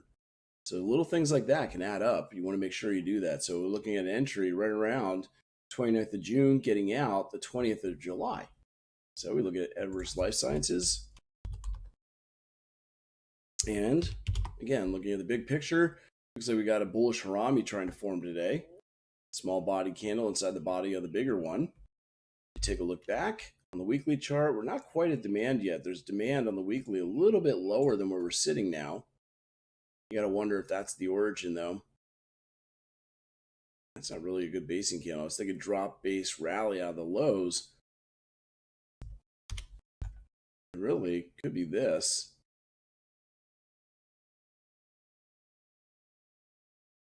With that being a test, instead of this being the zone. We'll just have to wait and see. So going to current, well, actually, let's go down to a daily time frame. And on the daily time frame, see what we've got here. Nope, don't have a good zone here. Looks like we do here, perhaps. No, actually it doesn't have closes. So it's the weekly that has the demand, but not the daily. It's interesting. So going back to our current price, again, we're looking to see, oh, there is a divergence on the daily. Lower lows in price, higher lows in the indicator. So we're just bouncing around before we potentially rally here. And going into the smaller time frame, we look to see, is there somewhere we could buy? Not so much yet. So maybe we'll have more luck on the downside if the markets continue to drop. Once again, I can go to communication services or discretionary, and again, look for the bearish opportunities. So if we go back to those sectors, communication services, moving down, no patterns found. Let's see the last 10 years. Still. So if we loosen the criteria to 80%, Google and T-Mobile look like they're pretty bearish, but 80% winners. Check last 15. And IPG pops up at 80% as well. So again, we can start to kind of experiment with this, and you can see there's a small window of a move down from the 21st to the 26th. So IPG is a possible short.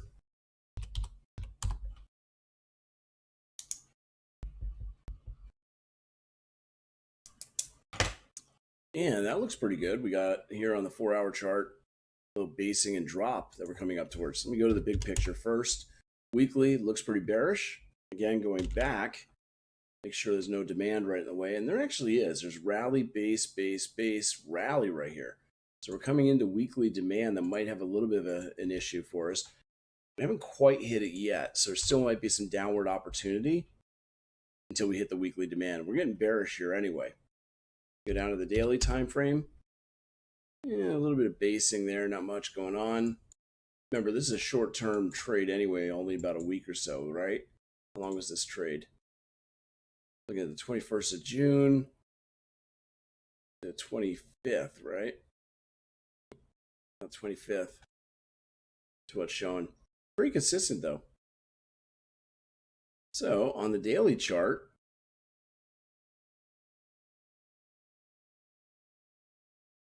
may have already hit demand. A little drop, base. No follow through though. That's not a good demand zone. This one looks a little bit better. Rally, base, rally with follow through and breaking out of a high. So if that's our target to the downside, we still have room to go. And if I'm looking for a short opportunity, I'm not sure how far we're going to retrace back up, as we are in an impulse down, retracing up. There you go. Now we have potential entry points on the Fibonacci retracements. Plus, now it's not really a good drop-based drop, but we did have something on the 4-hour time frame, I believe, and we can even go down to the hourly. Yeah, it's a little better. We have rally, base, and gap down with the drop. Let me just check the 60-minute. And the gap fill, that might be the best opportunity. It's also at a Fibonacci retracement of 23.6. Right there is what I'm looking at now. I have to take a little bit of profits off the table, possibly. We haven't really formed a zone here yet, but it could become one. But you got a short opportunity at 28 with the stop at 28.43 or above. Target 1 above this 27.15. Target 2 above 25.19. Something like that. Let's have a different color. There we go.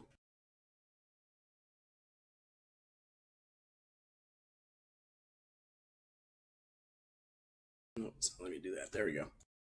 Anyway, that's it. Possible trade opportunity. So that's another way of finding some trades.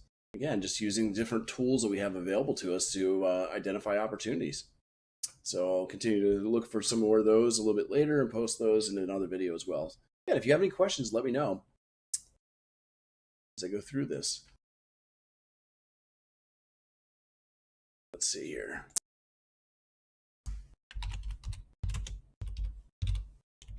So I'm going to move on here and let me get back to, where is it here?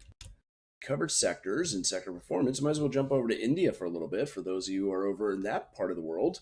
I haven't been there in a while and I kind of miss it. I loved India when I lived there for a bit. Lived there for 2 years, 2010 to 2012. Can't believe it's been over 10 years since I lived there. Gosh, things change. Anyway, we'll go to the Nifty here and take a look at the Nifty index to see what the heck is going on with the Nifty 50. And I'll start off on the big picture of the weekly chart. And it looks as though we're pretty much doing the same thing as the US markets. We're impulsing down, correcting up. As you can see, we actually made a lower low, just like we did on the S&P. We made lower low in price. We made lower low on the indicator, suggesting that prices are going to continue to move to the downside. And we can also look, previous impulse, correction, and kind of missed the target there. It didn't really work. This has been our most recent impulse, correction, and that actually did hit the target, just like it did in the United States. So we're in a retracement point right now, and this doesn't look like we've hit the bottom yet, unfortunately. Let's go to the start of the candle that gave us the bearish move there, and retracement. There we are. By the way, as far as demand goes, we didn't actually hit demand. We just hit a Fibonacci extension. Our nearest daily demand is right here. We have rally-based rally. Right there. See it? Rally, base, rally. So we still have room to go to 14,928 to the downside, at least to that spot. So I don't think we're done moving down yet. We could go lower. If we look out, this is the weekly time frame, so big picture. Go down to the daily chart right now, and you can see we've retraced pretty deep already. Not that deep, I guess, 38%. We'll have to see if that's it. There's no signs of divergence here, so there's nothing telling me this should be reversing at all. All I'm seeing right now is just a bit of a pullback to 38.2% retracement. That's it. And looking at this is a zone, isn't it? Drop, base, base, drop to new lows. So not only are we hitting that Fibonacci retracement, but we're also hitting a zone inside there. I think this might be the top. We're getting ready to turn back down again. So if I drop down to the 4-hour time frame, let's see. Yep, same thing. You got that basing and drop from this area, and we've got too much weakness. We're not going any higher. It looks like this is it. Go down to 60-minute. And there's nothing really showing other than the Fibonacci extensions or retracements. So yeah, that looks pretty bearish right now for the Nifty. One of the other things we could do when we're looking at the Nifty is look at Reliance, as it is one of the, well, it is the major weight, Reliance Industries. And you can see that Reliance Industries also on the hourly chart is hitting supply. We have drop, base, drop right there. So it's not really a surprise that Nifty is heading down because Reliance is as well. So going back to the Nifty, if this is the end of the upward move that we're expecting and we're going to start to impulse back down, let's go back to the daily chart and see where we're going to head. Actually, we'll clean. Oh, well, it should go to that demand zone first of all. But on the Nifty, looks like we've got supply we're in right now. 14,928.25 is our next target. So if that's it, we've retraced. We've had impulse down, correction up, And we might go inside the zone to about 14,712. That's my downside target right now on the Nifty. That's it. That's what I got. And like I said, Reliance, it's pretty similar. You know, we made a lower high. We haven't made the lower low yet on the big picture here in this daily or even weekly. You can see lower high. We have not made the lower low. But here's something that's disconcerting for the bulls in the markets in India. Reliance failed to make a high above 60 on the RSI. And since you failed to make a high above 60, that's weakness. And showing that we're likely to push back down again. And there's no demand on the weekly chart. Oof. Quite a while, it looks like. Look at that. You gotta be kidding me. There's nothing else here as I look left.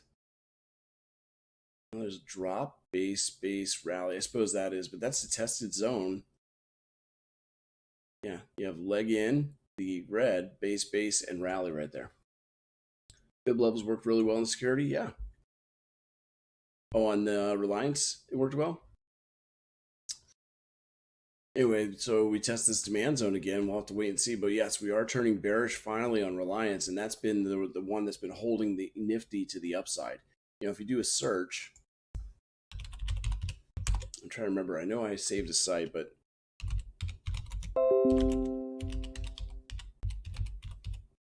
Nifty 50 components on the Nifty itself. Yeah.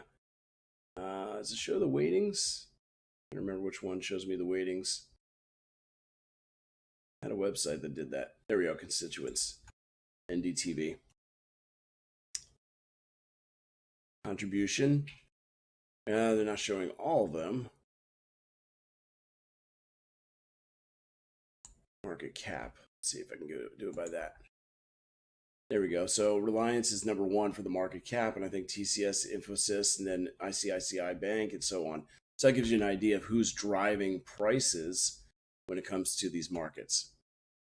I think that's one way of looking at it. I thought I had a better website that actually listed the contributions. But again, you know, when you're looking at the index, you look at the major players in that index to let you know where prices are going to turn. So yeah, the Nifty was following the Fibonacci extensions pretty well. Anyway, there's a double top right now, and we might be getting ready to break down. If we do, if this becomes that double top where this is the neckline right here, and we take a measured move from the second peak, not the first usually, here we are, and extend that down from the break, that gets you down to the next target anyway, 2,000 on Reliance. So if that's the case, then obviously the Nifty is getting ready to go down quite a bit. So something to keep an eye out for. Let me just see if I have, hang on a second here, bookmarks.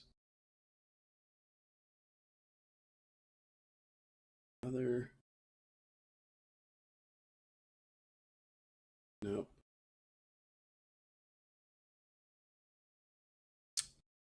I don't know where I saved it. I did save it, and I just can't find it. Oh, well. Like I said, I had some stuff saved for the Nifty, but I don't know where it is. It might be on my other. Okay. Anyway.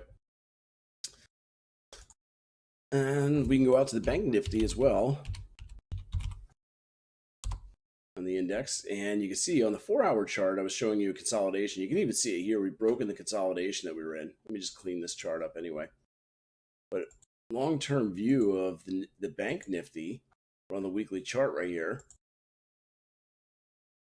It doesn't really look like it's consolidating. It looks more like a channel to the downside, doesn't it? Although it can't really get a really good line on the bottom either.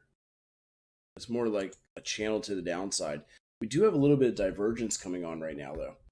It's kind of interesting. I'm noticing right here, lower low in price, but a much higher low on the weekly chart of the Bank Nifty.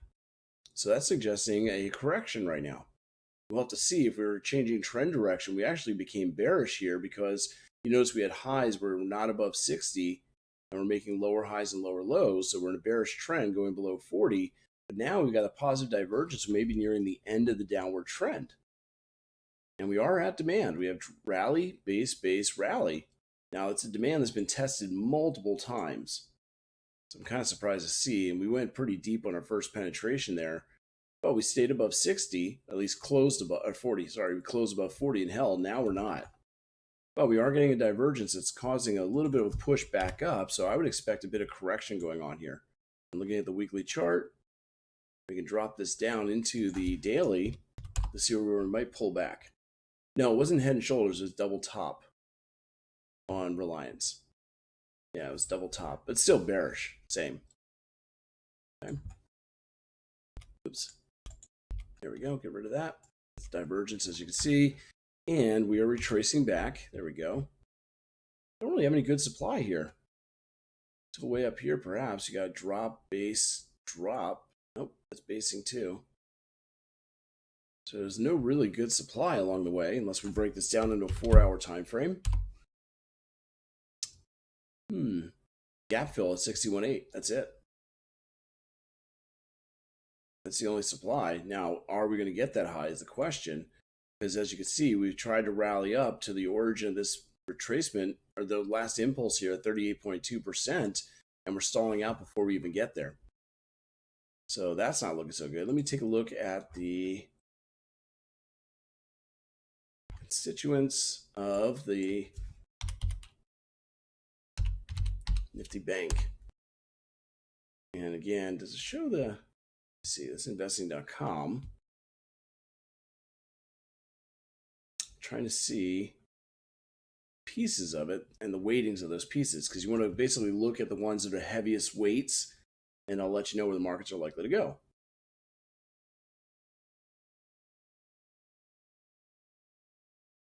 Here we go, by percentage. That's one way of looking at it right there. So if I zoom in a little bit more, you see HDFC, ICICI, Kotak, State SBI, Axis Bank, and so on. But really, HDFC is the big weight along with ICICI, more than a quarter of that. That's 50% of the index right there. So we take a look at the individual index, and it's showing some weakness before we can even retrace back to a fib level. So now if I go to HDFC, Housing Development Finance Company on the BSE, and it's pretty much the same picture. We just closed the gap, and that's why we're turning around, because we closed the gap and didn't have enough momentum to keep going.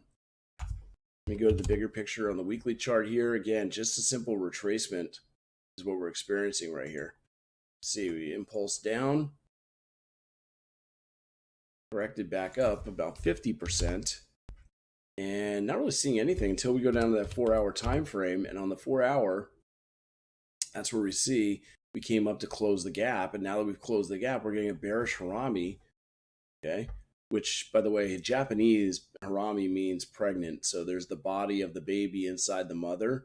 However, in Hindi, which we're looking at India's market, it means bastard. So there's a little bastard at the top of the possible drop.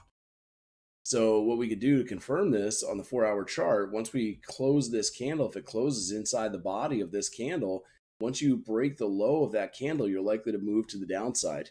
Yeah, I learned a little Hindi along the way. Anyway, so this is possibly the end of the upward move. And like I said, what we would see to confirm, there's a possible short opportunity here on HDFC. If we break the low of that candle, which is 2170, you can place your stop above the high, which is 2192. You're looking at 2170 for the short, stop at 2192. And I would first target this little bit of demand that you have right here. You have a rally-based rally off the lows.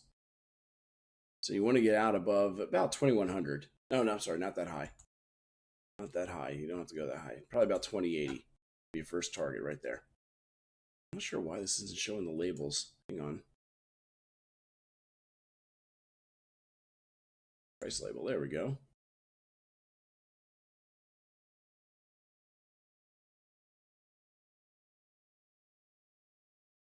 Much easier when you can see the price on it.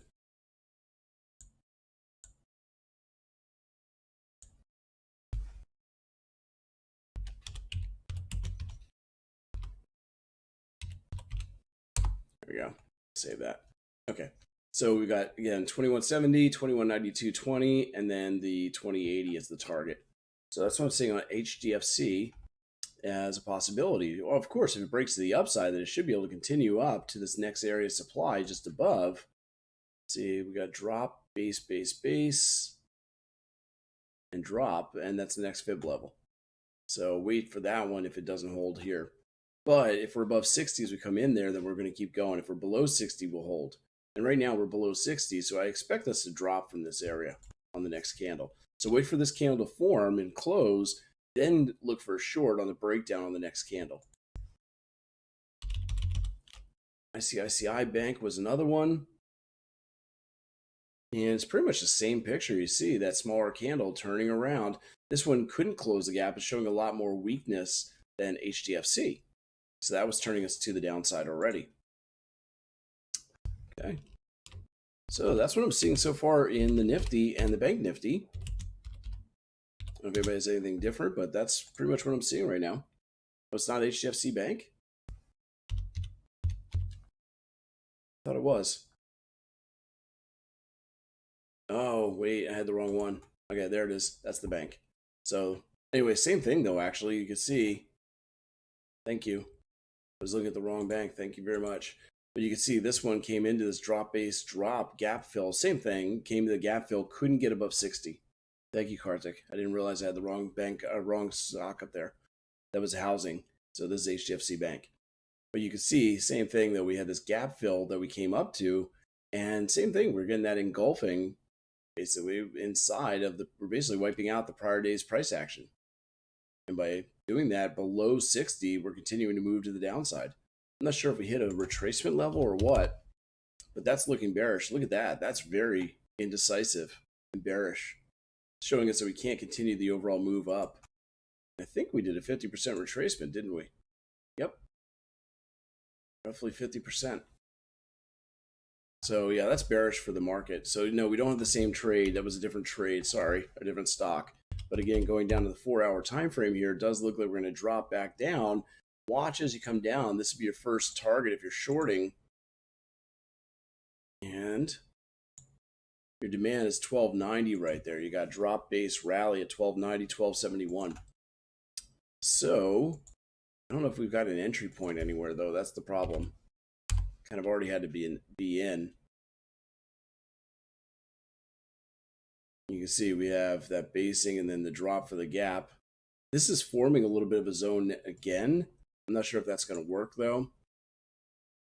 Rally, base, and drop at 1346.85, 1354.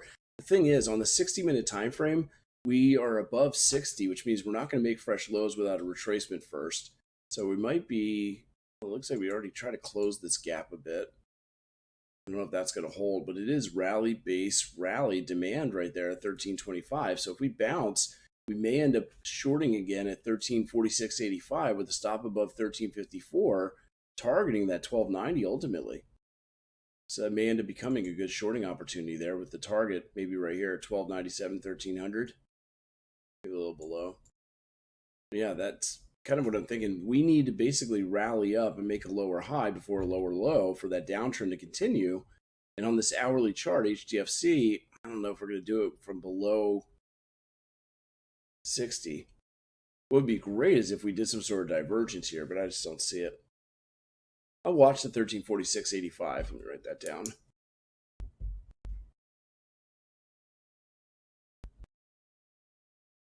As a possible trade opportunity there. Okay. KSS. Is that Kohl's? Yeah, I can take a look at that. This is still on equities. If you got a request, also let me know the time frame you're looking at because I don't know. But weekly on Kohl's just going sideways right now, kind of consolidating after it broke. Trying to decide whether or not it's a true breakout of this sideways consolidation. You saw there was kind of a range here that Kohl's was in. And you see we broke that and are trying to hold it. Usually if you're going to have a legitimate breakdown, you do that. You break down, retest, and then go. And this is looking pretty bearish still. So I think this is legit going to continue to move down towards that $20 range. Here's your next real demand is 20 bucks. So if we go down to the daily chart from the weekly, you can see the consolidation a little bit better here. We're in right now. Normally when you consolidate, you continue the move that you were in prior to the consolidation. So there's the drop, the consolidation, you end up dropping in the same direction. So if that's the case, the measured move is normally height of the impulse prior to the basing. It depends on where we end up breaking out, but it's pretty much, yeah, that demand zone is our target. So if you're looking for an entry point, again, at this stage, I would wait for it to break out of this trend line and retest it from underneath and then short. That would be probably the best play at this point. Let's see, is there anything else along the way? On the smaller time frame, you may run into a little bit of speed bump here. You got kind of rally-based rally right there. Price. And that's about it. So again, going back, what I would look for here for a trade opportunity is this. Wait for prices to break out of the range, but don't short the breakout just in case it's a false break. Short the retest back up. And if you're able to do that, change these colors here. We'll do this one.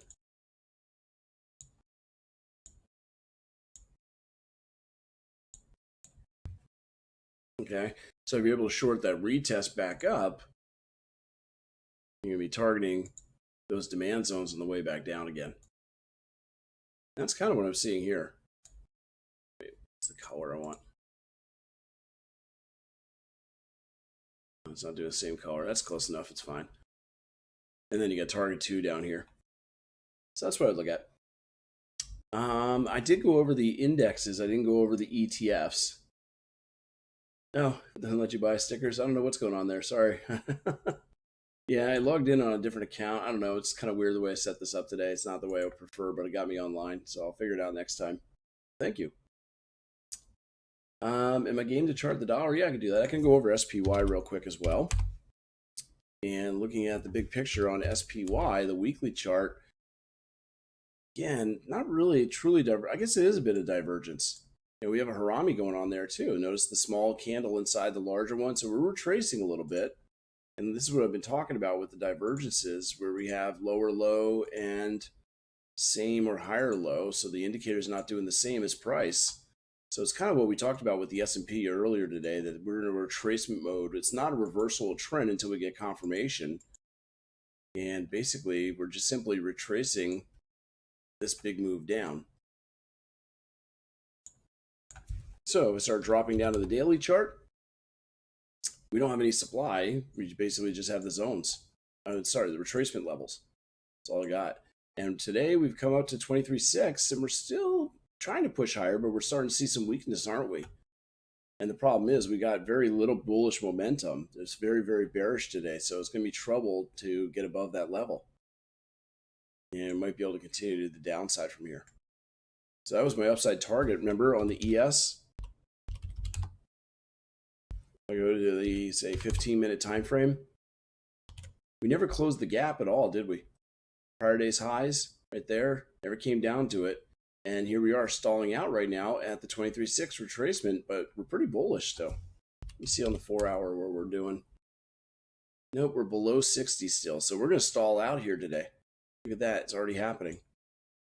23.6 retracement, like I was saying just a little while ago. Overall, I'm still bearish on these markets. We're going to go down. Is there a testimony today for Powell?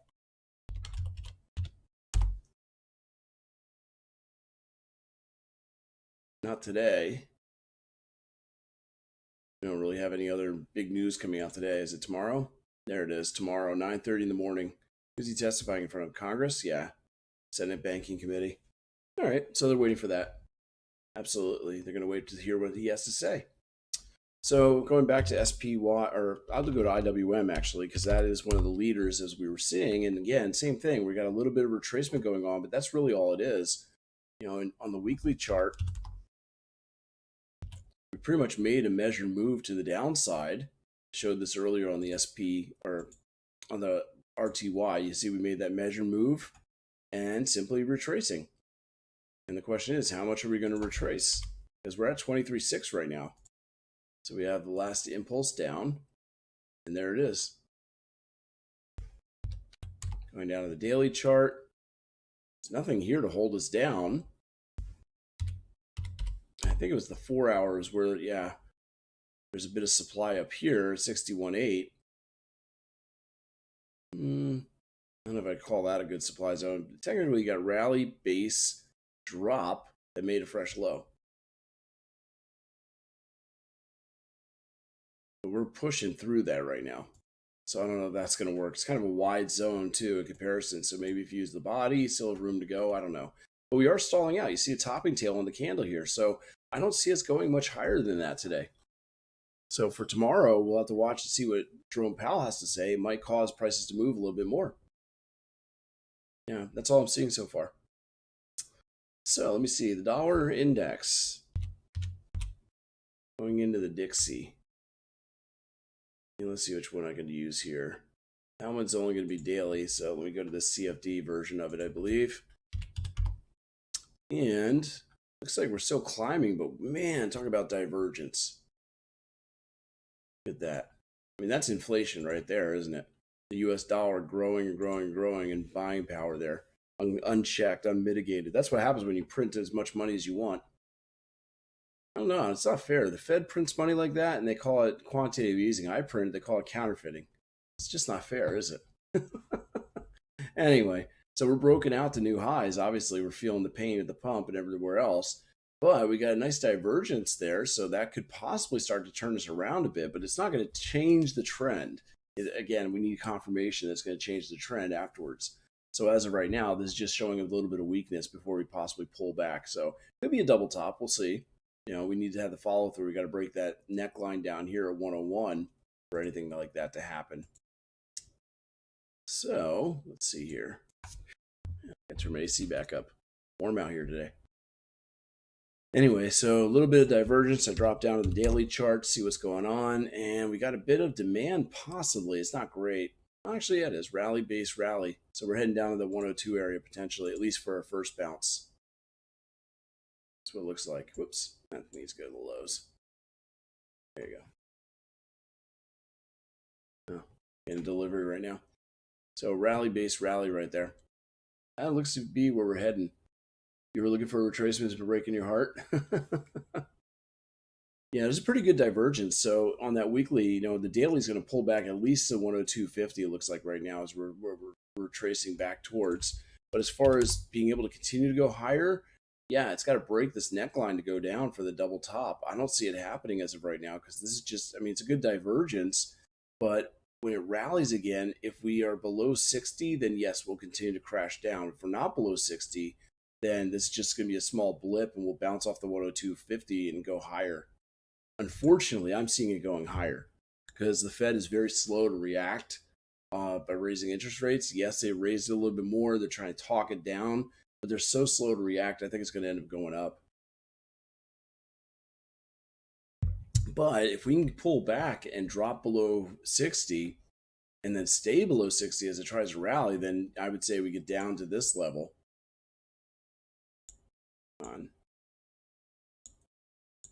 Which is 99.12. But as of right now, it just looks like it's going to take a bounce of 102.54. And if that's the case, I mean, well, this was the previous impulse and correction. Look at that. We made the measure move exactly. So if that's, you know, again, if we bounce to this 102.54, the next move up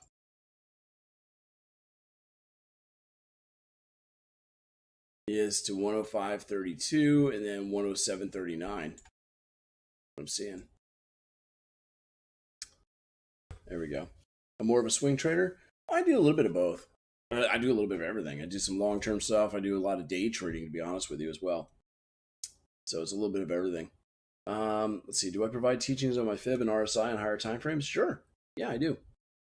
As far as a signal service, I mean, I just put out my ideas every week on the Wendell effect as a video. So not necessarily signaling anything. I'm just giving you an idea of what I'm seeing in the markets. I have the chart school that's going to be getting released very, very soon. And in the chart school, it used to be part of this video, but now it's going to be its own separate learning session. But I'm going to have things on Fibonacci there where it's just free education, teach you how to do some stuff in the markets. So I'm putting out a whole host of videos on that very, very soon. So yeah, this is what I'm seeing right now. But you know, if I'm looking at a smaller term, which I do, again, I don't just do swing trades, I day trade quite a bit as well. And looking at this, I'm not really seeing anything in the short term. Again, we still have that area of demand at the 102.54 that looks like we're pulling back towards. So if I drop this down into 4-hour time frame, yeah, we're not a trading a signal service though.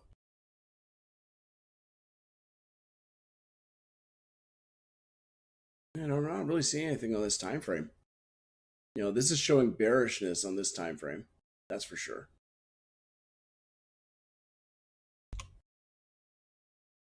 We are editing the videos. I just recorded a bunch of them, so we'll let you know. You just got to keep an eye out here, and I'll let you know when they're going to be out for the chart school. And then, yeah, just not seeing much going on here. Just overall downtrend, holding the trend there. You can see we're getting more and more weakness coming in. Go down to the 60-minute time frame here, and that is bearish, without a doubt. We have a demand zone here, but we'll have to wait and see if that can hold. Doesn't look like too well. It's kind of interesting. I'm noticing an inverted head and shoulders on the index. Look at this. Left shoulder, head, right shoulder. And if that breaks, we could actually pop to this area of supply on the hourly before we go down again. Okay. Oh yeah, I day trade. I do futures primarily for day trading. So I run another service outside of this. So you can always email me. The best way to get a hold of me right now is just to email me at what is it now? I just forgot. The Wendell effect at tradingmindsetassociation.com. So right here, I'll put it up.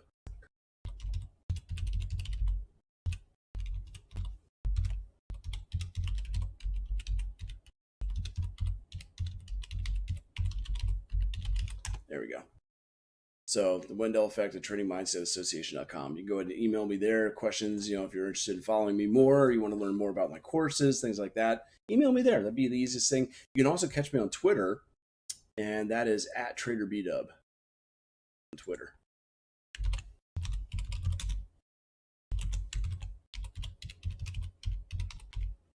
There we go. So that's the best way to get a hold of me. Oh, there we go. Got in the chat. Thank you so much. Appreciate that. I'm having trouble putting in my chat, so you guys got it. Anyway, as far as what's going on in the markets, like I was saying, you know, if we can break to the upside, we were kind of, it's not really head and shoulders here. It's a head and shoulders on the index, the RSI, Relative Strength Index, or Relative Strength Indicator. But if we do break higher, then, you know, we could make that measured move up towards that 104.85 for short term. In the meantime, if we do break down, I would actually look for a possible shorting opportunity on the futures for the dollar if you trade those from 104.85 down to 104.07, and then ultimately that other demand zone down here at 102.50. And that's kind of what I'm seeing on the dollar. So let's see, got a couple minutes left. Since we have a few minutes left, I haven't done this in a while, but let's go into crypto just for fun and see what's going on and where the bottom might be. Because I hit a lot of people, you know, there's somebody said the laser eyes have been really quiet lately. And can you imagine why? I mean, well, this is Bitcoin, and you can see that Bitcoin actually dropped. I finally got my target of 23,000 and below. You can see that Bitcoin versus US dollar on the weekly chart, this was our only real demand that we had back here on the weekly chart. You have rally, base, rally, 19,392, 16,210, and we made it. So the big test, problem is we're below 40 right now. So we got a lot of weakness. As we rally, I don't see us getting above this 28,000 level right now because there's just too much bearish pressure. That's our next level, drop, base, drop. You can almost include that, but I'm going to leave it out. I'm just going to say that 29,450, we are going to start retracing back up. But again, we're impulsing down still. I don't know if we're down at the bottom yet. We haven't put any signal for the bottom. So if Bitcoin continues to go down, the next level, I suppose, is this, although there's overlap right there. And then the next level is here.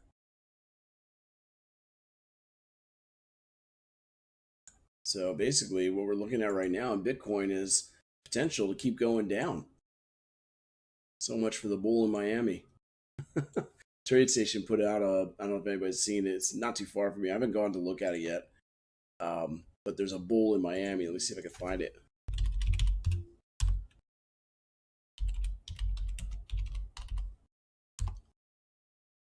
Miami bull statue. It's for Bitcoin. Or crypto, excuse me, not Bitcoin itself, but for crypto. Anyway, that's loading up. Let me close out the Seasonality for now.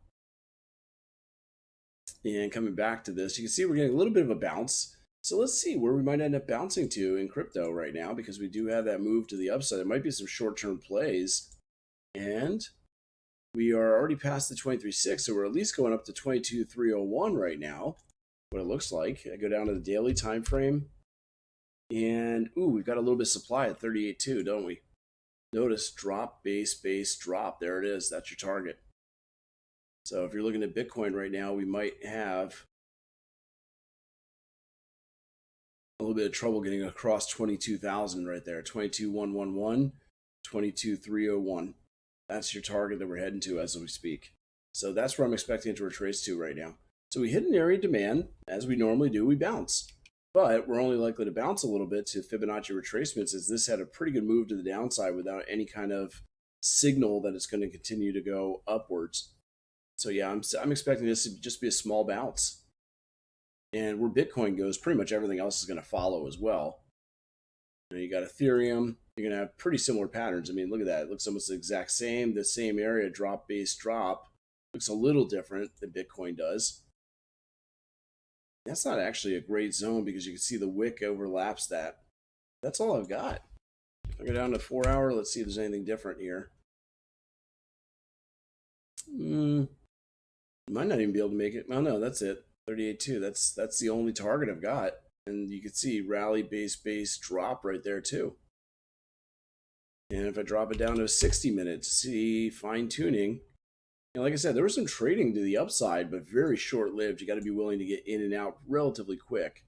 So let me clean this up for a moment. You've got another supply zone here on the 1 hour. Oh, don't want to miss that one. Yeah, 21,600. See, did we hit that yet? Now we're there. And we got a negative divergence right now. We're pulling back. So there may be another buy opportunity here on Bitcoin. This is kind of interesting. I like this. I might have to take advantage of this myself. I would say, you don't really want to go here to 26.23. And the reason why is you'd be making a new low. Really, this should be holding. But it doesn't look like a good zone. So if you can, as we pull back here to 21,130, see what I'm seeing is that we're turning down from where we are right now. And the reason why I say that is you've got a negative divergence here, right? So if you're looking for a short term, most people can't short Bitcoin. I mean, you can do it on the futures and you can do MBT, right? But if you're trading the actual coins themselves, in the US, you can't really get the leverage and go short with a lot of platforms. Some you can. In order to get leverage, technically, I think you got to have a $10 million account in order to be able to go short and have leverage in crypto, depending on the brokerage. So anyway, if you can go short, there's going to be some good opportunities, and there has been. If you can't, if you're looking for a long opportunity, kind of a counter trend, right now we got a negative divergence. That's going to cause us to pull back. There may be the buy opportunity if you come back to 21,130, 2808 to rally up to that 22,348, but be careful because we did have that 23%, 38.2% retracement on the bigger picture, right? Let me go back there and put that back in right here. No, it was bigger. Hold on. Just want to make sure I get that right. Because what I'm thinking is that there might be a small opportunity to buy Bitcoin. As I said, it's going to retrace back up a little bit more. So I want to get this right. And again, go down to a 60-minute time frame there for short-term swing. Boom. Yeah, okay, so it's 22,853. We're good. So I'm looking to buy at either 21,130 with a stop below this 2808 and target the 22,348 or just before it. I think that's a decent little trade. And it's got a good reward risk ratio of about 3-to-1, doesn't it? Looks pretty good. You hate what? Bitcoin? You're saying you hate it. Anyway. Yeah, drop base rally is what we got going on, a lower low right here, and that could snap the trend a little bit. So that's what I got going on crypto. Really, Ethereum is going to be about the same. You can see almost the exact same picture. Demand looks a little bit better here, but not great. Because it doesn't have the follow through yet, but that's a nice demand zone, 1151, 1134. And then as far as targets go, let me go back to that button. Actually, no, let me do this. Let's go straight across, and there's your target.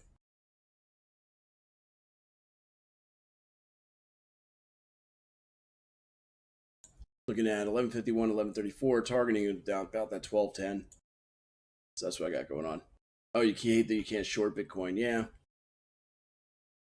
You can short MSTR as a proxy. Yeah. Yeah, well, like I said, you can also trade the futures, right? You got MBT as a future.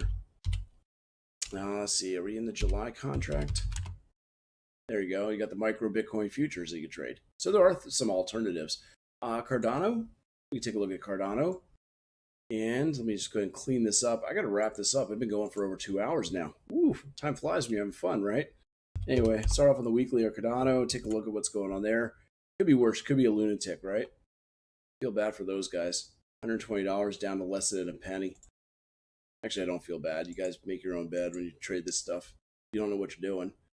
You got that one wick that goes through. It could disrupt this, but we're coming down and flattening out at 39 cents. Man, I can't believe that's that low too. But we do have a positive divergence here, which is suggesting we might be flattening out and maybe getting a little rally as well. So dropping down, let's see, to the daily time frame. Second, I keep getting texts here.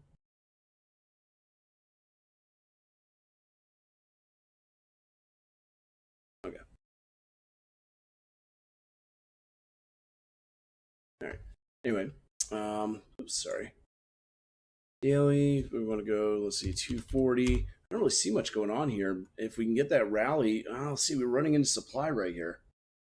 Yeah, I don't think it's a really good zone. You're talking about the demand zone with that whipsaw that went through. I don't think it is. And the problem is that I'm more bearish on Cardano than I am bullish because there's too much overhead supply right in the way here. It just looks really, really weak, and I don't see us being able to get through that. We're struggling to get above 60 right now. So as we come up to 51, if we can't get above 60, we're not going to be able to punch our way up higher. And then, you know, there's, I don't know, it just doesn't look as good as Bitcoin did, and even Ethereum. Cardano just looks kind of dead here. It looks like it might just drift off sideways for me, or to me. So that's what I'm seeing right now in the cryptos. I'll do another video, maybe follow up a little more on some of these cryptos, Polkadot and others as well. You can always send requests, as I said before, if you go ahead and hit me up at the email that we put up there earlier, the Wendell effect at tradingmindsetassociation.com. So I got to run. Like I said, I've been going on here for a couple hours, so I'll post the video very, very soon. I want to thank everybody for being here for our first live event. Sorry at the beginning, got a little shaky there, but I got it off and running, no problem afterwards. So I want to thank you all for being here. Again, my name is Brandon Wendell. Actually, I can bring this back up. Let me see here. Give you all my contact info right there. There we are. And I will see you again soon. So until next time, trade safe, trade well, and everyone take care. Oops.